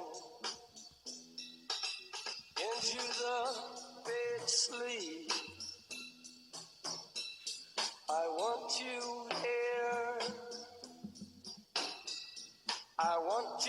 hear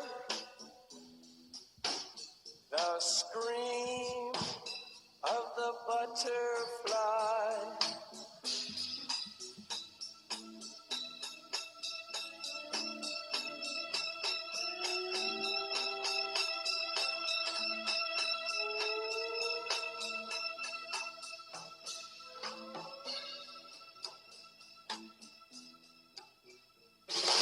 Come back, baby, back into my arms.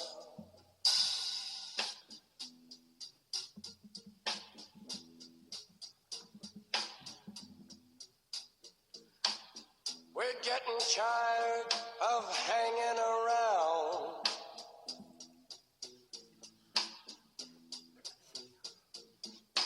Waiting around with our heads to the ground. I hear a very gentle sound.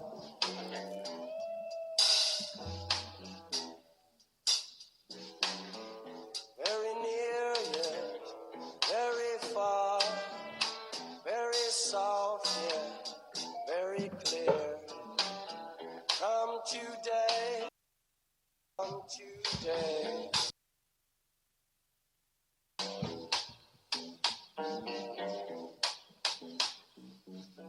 What have they done to the earth? What have they done to our fair sister?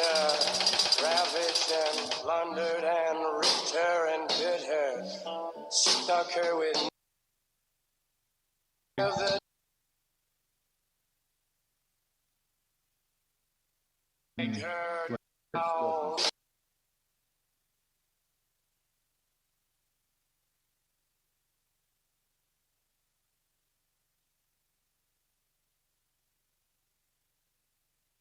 Who's up? And tied her with fences, Harvey, stabbed her with fences in your the side time of is the up. dawn. Thank you. We want the world and we want it now. Paul, can we turn that microphone off? Thank Aw. you. Go right I ahead. appreciate you, Harvey. I really do. I don't know how to follow We all that. do. Okay. Hello again. My name is Emily Spokes with the NELA Climate Collective. And congrats to you, Carlos Rodriguez. I have high hopes for you, and we'll be watching. Felicidades. Since the last meeting, I've been elected to the Highland Park Neighborhood Council, and I've lobbied at the Capitol with and on behalf of environmental justice communities. And I've watched as more friends and neighbors have been undergoing chemo for various cancers and ER visits for respiratory issues. That's 2 neighbors on my street simultaneously. As a stakeholder, I'd like to remind you that all of our eyes are on your decision-making capabilities. Please do all that you can to make our air quality safe, because it isn't now. And it will only get worse. And with the current administration attempting to thwart all efforts to combat climate catastrophe, you have a tough road ahead. I beg you to look around this room. Imagine that we all have families, neighbors, friends who suffer every day from preventable air quality issues. Don't be influenced by business and politics. I've heard a lot of testimony today from people that I'm sure are human too, but do not feel the impending crisis that is coming, because they probably don't live in the backyard of the places that pollution is coming from. I'm sure that everybody who has spoken is a good person, does not want the planet to die, and I believe that humanity at its core is good and honest. but there's no time. There's no time to waste. We don't have 25 more years to wait. We don't have 30 more years to wait. The time is now. It's an absolute privilege to be able to miss work today to stand at this meeting, but not everybody else can. And as such, just to wrap it up, maybe you guys should do public comment at the beginning of your meetings, because a lot more people would be here commenting. Right now, I'm actually late for a next meeting, and many of us had to take off time from work to do this. So I'd love to ask if maybe you might consider doing public comment first, so that more people's voices can be heard. What else can I say in 45 seconds? I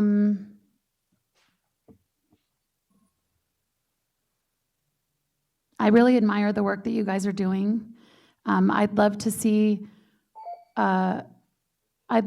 more immediate action and more desperation in your voices when you're talking about stuff, because there really isn't any more time to waste. Thank you.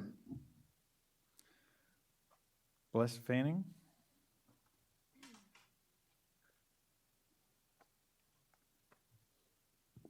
Hi. My name is Bess Fanning, and I am a stakeholder. I own a home in Monterey Hills, which is a very small neighborhood in Los Angeles. It's right near Debs Park. And I am a mother of two very young children, ages 4 and 7. And my children go to public school in LAUSD. I'm very proud of their schools and the work that they're doing. And my daughter is 4, and her school is right next to the 2 freeway.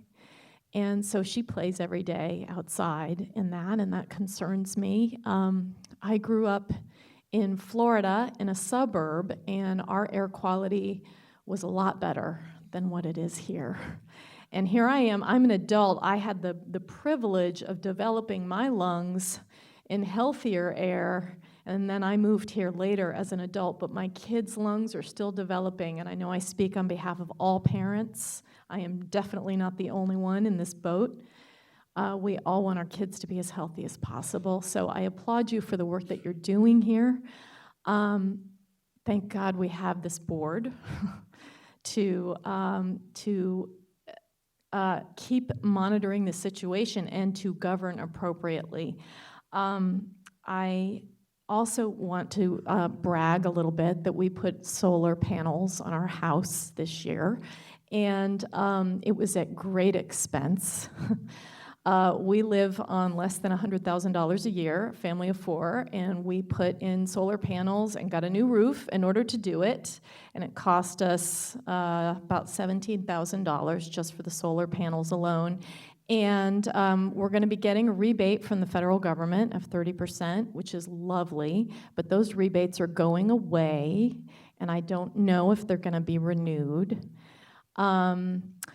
That's a federal rebate. It would be so great if we also had a state rebate or a local rebate, something else to help us out here. I drive an electric car, and we compost.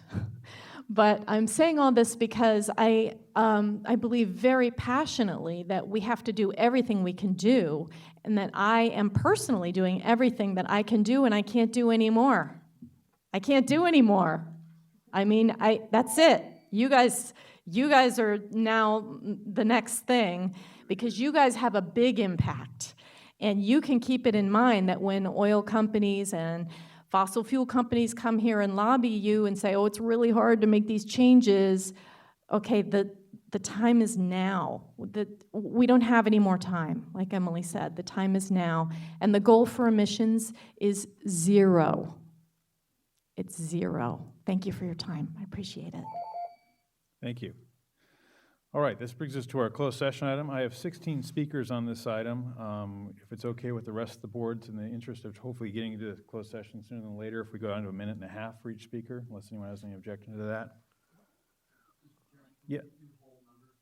All right, 1 minute. 90 seconds?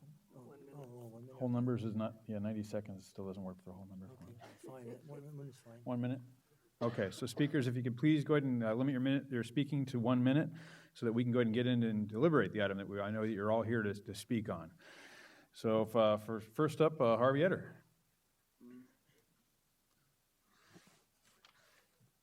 And Harvey, this is on the closed session, so please try and keep your comments to a closed session item. No.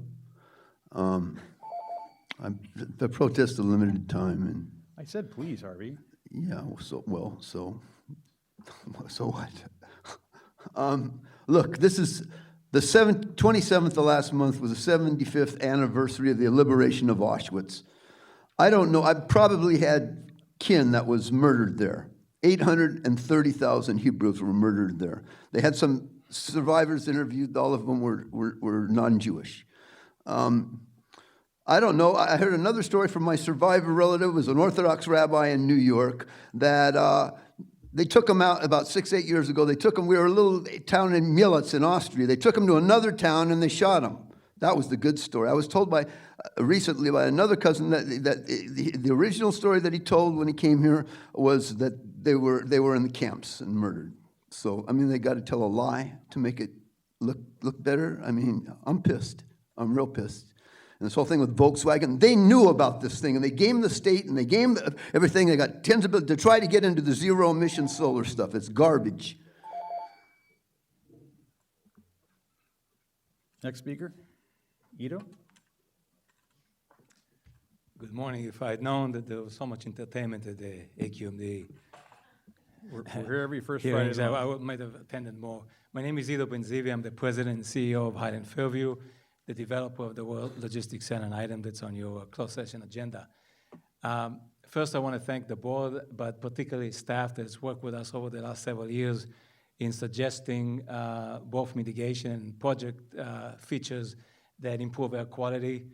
And I'm very happy to know that as a result of that, we probably have the project with the highest standards. We're still the only project in the region, perhaps in the state, that adopted all T4 construction equipment on a project of that size, all 2010 or cleaner technology for trucks, 12.5 megawatt of solar energy electric production on the site, and all zero emission equipment for the ongoing operation. And as well as many more features. Additionally, we've arrived in an agreement with the agency to provide you with another $26 million for additional air quality improvement. Ito, please wrap it up. We're doing 1 minute so we can get into closed session. Well, thank you. What I'd actually to consider is to see that the $26 million is generated by that community will go towards reinvesting it in the very community that produces those funds, as well as protecting the 20,000 estimated workers that will work at the site, as well as live in the community of Moreno Valley. Thank you for your consideration. Thank you for your comments. Thank you. Next speaker, Luis Portillo. And if the next speaker could line up at the vacant microphone. Go ahead. Good morning. My name is Luis Portillo. I'm with the Inland Empire Economic Partnership. I'm here to speak on the item regarding the World Logistics Center. As Ito mentioned, a settlement was reached between the AQMD and the project in 2016 that would generate about $26 million for mitigation efforts, environmental. The problem right now is that that money is designated to go to AQMD for its district. We would urge that that money be guaranteed to be used to mitigate any environmental impact in the communities where the project is being developed. You know, oftentimes, Inland Empire, San Bernardino, Riverside counties get the short end of the stick when it comes to funding compared to Orange County or LA County. We're asking that this money be guaranteed for that region. We don't think this is an unreasonable request. This is money that was meant to mitigate the impact of that project. It should be used in those communities. You know, when you're asking for future things like funding, this is the type of thing that we look at as to how much of a priority is the Inland Empire for this group. So we urge you to please make that commitment. Thank you. Patricia Nevins, I'm the Acting Community Development Director for the City of Moreno Valley. I would reiterate what you just heard. We know that the project will pay out millions of dollars in air quality improvement funds to the district, and the district will have discretion, over where those funds are spent. The district previously indicated that they would work with local residents and groups to develop mitigation towards areas that are affected by the project, but we would ask for that to be more specific. We're looking for mitigation to be used near the project, at the project in Moreno Valley, so that it can benefit not only the areas directly and most closely associated with the projects, but for the residents of the city. We also submitted a letter yesterday having noted that there was a closed session item on the World Logistics Center, so we provided print copies, and we'll hope you take both of those into consideration, as well as in any future considerations, think about making the mitigation benefit in the city of Moreno Valley. Thank you. Thank you. Hello, Chairman, board members, and staff. My name is Asley Rivera. I came from Moreno Valley. By the way, that 1 minute, we came from a long way, and we just wanted to share what we thought and believe. I've lived in Moreno Valley my entire life and have seen this development go further than anything, and I'll have so many residents actually support this. And it's noticeable that this is something that our community needs. In our educational system, we are in lacks of, so I'm asking right now that the $26 million be allocated to Moreno Valley, and I trust in you guys that you will let us be the role model city that we are. We are implementing in a lot of different things from solar panels, and we would like to continue that in our schools and furthermore in our city. And I thank you guys for your time. Thank you. Go ahead. My name is Christopher Malden. I'm here as a Moreno Valley resident in support of job. Oh, sorry. Can you hear me okay? Yep. Sorry about that. My name is Christopher Malden. I'm a Moreno Valley resident in favor of jobs and supporter for the Highland Fairview project for the logistics center.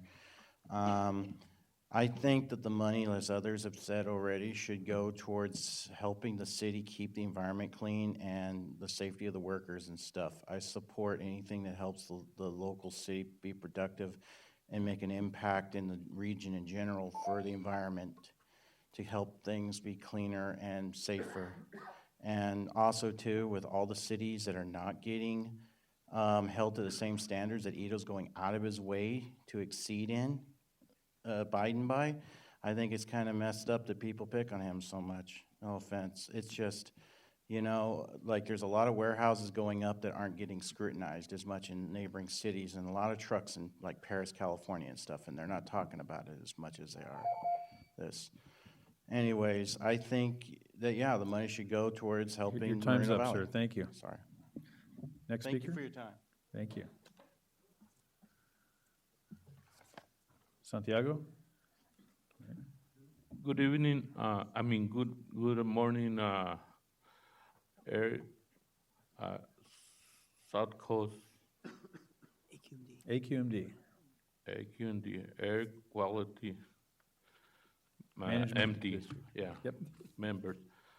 I'm here for the reason of we, the people and residents of Moreno Valley, we vote for a project that name is World Logistics Center, that you sue them for good air quality, and you get a settlement for $26 million, and you ask for the highest quality air standards, not the standard only, the highest quality of standards of air.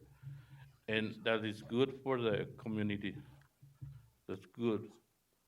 That means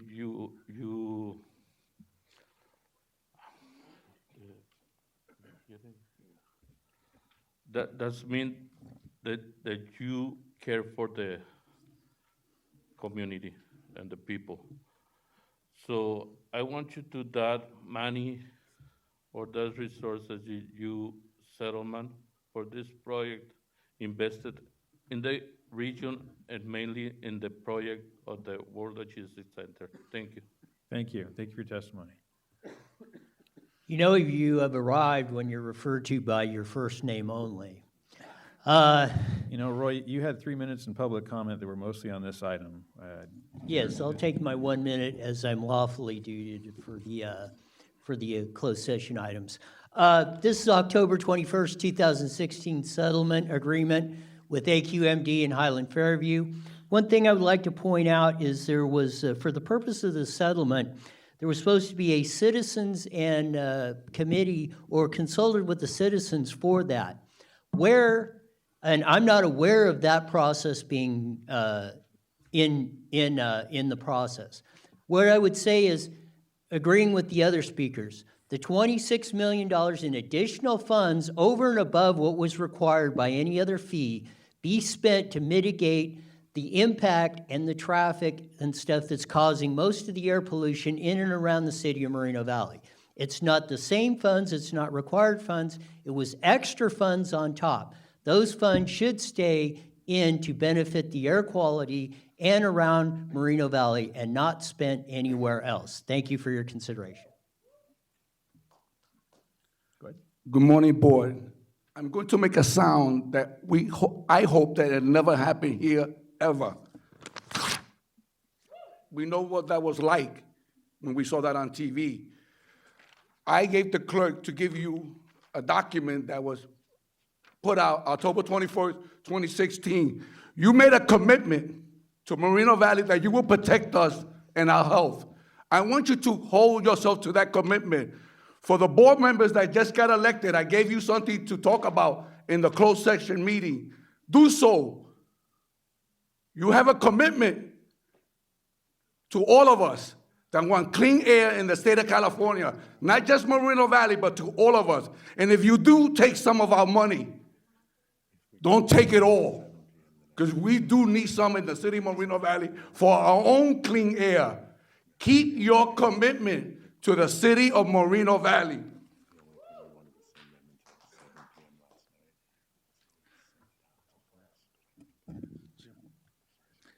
Sí, Antonio Reza, te saludo con mucho respeto. Sí, español. 2 minutes. Ya. Agradeciendo el trabajo que ustedes hacen en este maravilloso estado. I am Antonio Reza, and I thank you to you all for the great work that you do. Vengo en nombre de mi comunidad, Moreno Valley, donde miles estamos a la espera de este gran proyecto. I come from Moreno Valley, where thousands are waiting about this great project. Y queremos pedirles que usen su sabiduría y de manera que lo que va a generar este proyecto pueda invertirse allá mismo. And we would like for you to use your wisdom so you do a project that it will benefit the community. Por la razón de que somos más de 200,000 en Moreno Valley, más de 300,000 en Riverside, más de 200,000 en San Bernardino. Because of the reason that we are over 200,000 in Moreno Valley, 300,000 in Riverside, and Sí, y queremos que nuestras familias estén de lo mejor. Sería muy sabio invertir esos 26 millones en las comunidades. And we would like our families to do well by this, and it will be it will show a great wisdom to invest this money in our community. Este será un gran proyecto que va a bendecir a nuestra comunidad y al estado. This will be a great project that will bless our community and the state. Y agradecemos a ustedes su atención y esperamos que esto se haga realidad muy pronto.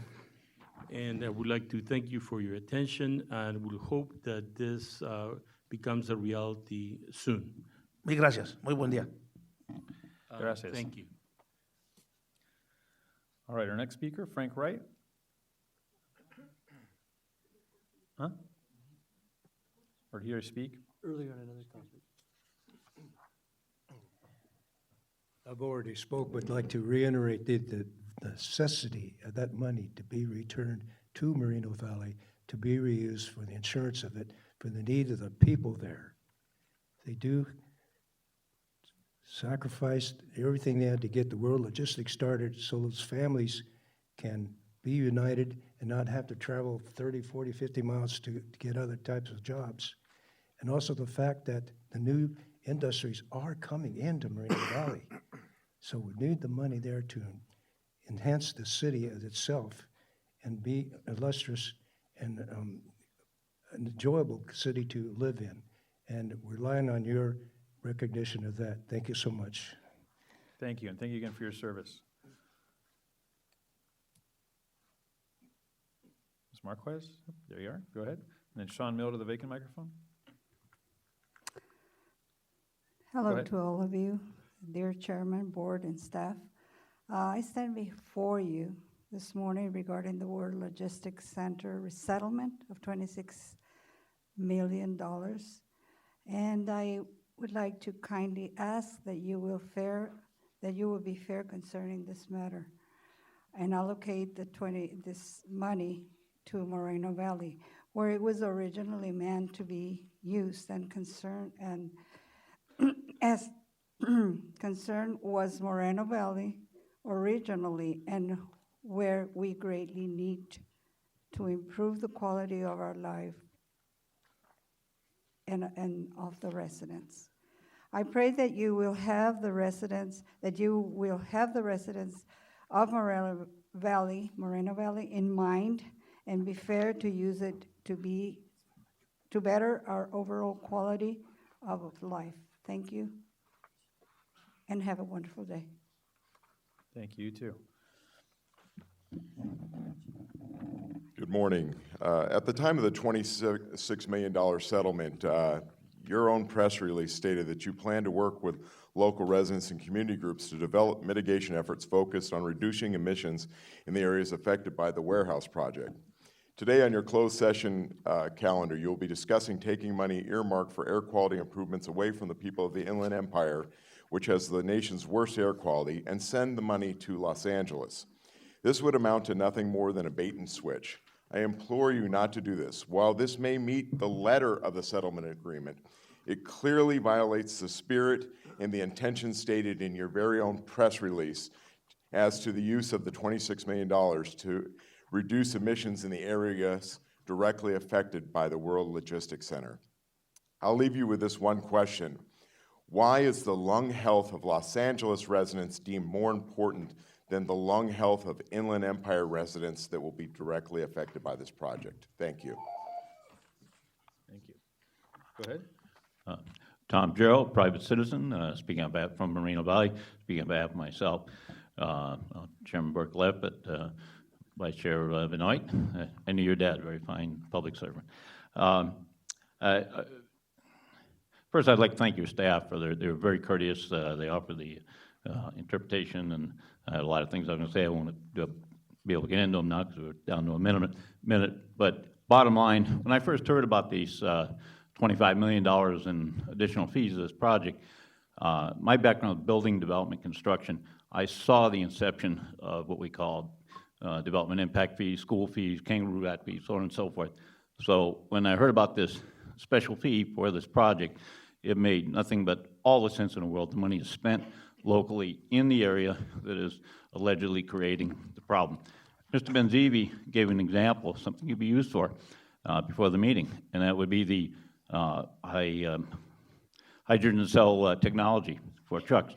Another thing I thought was battery packs for electric-powered trucks that could make the commute from the coast to here. Thank you. Thank you. Our last speaker, Juan Figueroa. Sorry. Figueroa, no. Honorable board members, Juan Figueroa, City of San Bernardino, thank you for the opportunity to speak here. I'm speaking on the settlement over the World Logistics Center lawsuit. The purpose of that money, as stated, of course, in the 2016 letter, is to develop mitigation efforts focused on reducing emissions in the areas affected by the warehouse project. And where exactly is that? Where those efforts should be focused on is where that project is located, and that is with the people of Moreno Valley and the Inland Empire. The money should stay in that area. It should be focused for what was actually written in the letter in 2016 and used for that purpose. That money needs to stay in the Inland Empire and in Moreno Valley. Thank you very much. Thank you. That concludes our speakers for this, closed session. Bay, would you take us into closed session, please? Yes, Mr. Vice Chair.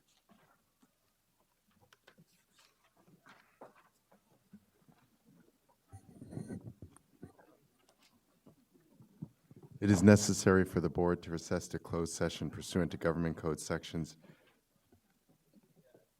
54956.9 sub A and 54956.9 sub D sub 1.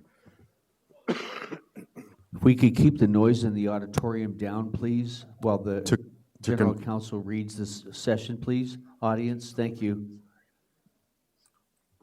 To confer with its counsel regarding pending litigation which has been initiated formally and to which the SCA-AQMD is a party.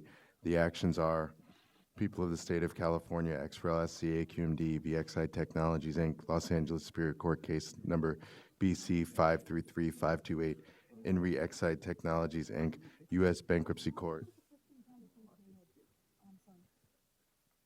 District of Delaware Case Number 13-11482, KJC Bankruptcy Case, Delaware District Court, Case Number 19-00891, Appellate Case. SCA-AQMD v. City of Moreno Valley et al., Riverside County Superior Court, Case Numbers RIC 1511213 and RIC 1601988, World Logistics Center, Center for Community Action and Environmental Justice et al. V. City of Moreno Valley et al., California Court of Appeal, 4th District, Division 2, Case Number EO 67200, Albert Pawlik et al. V. City of Moreno Valley et al., California Court of Appeal, 4th District, Division 2, Case Number EO 71184. It is also necessary for the board to recess to closed session pursuant to Government Code Section 54956.9 Sub A and 54956.9 Sub D Sub 4 to consider initiation of litigation.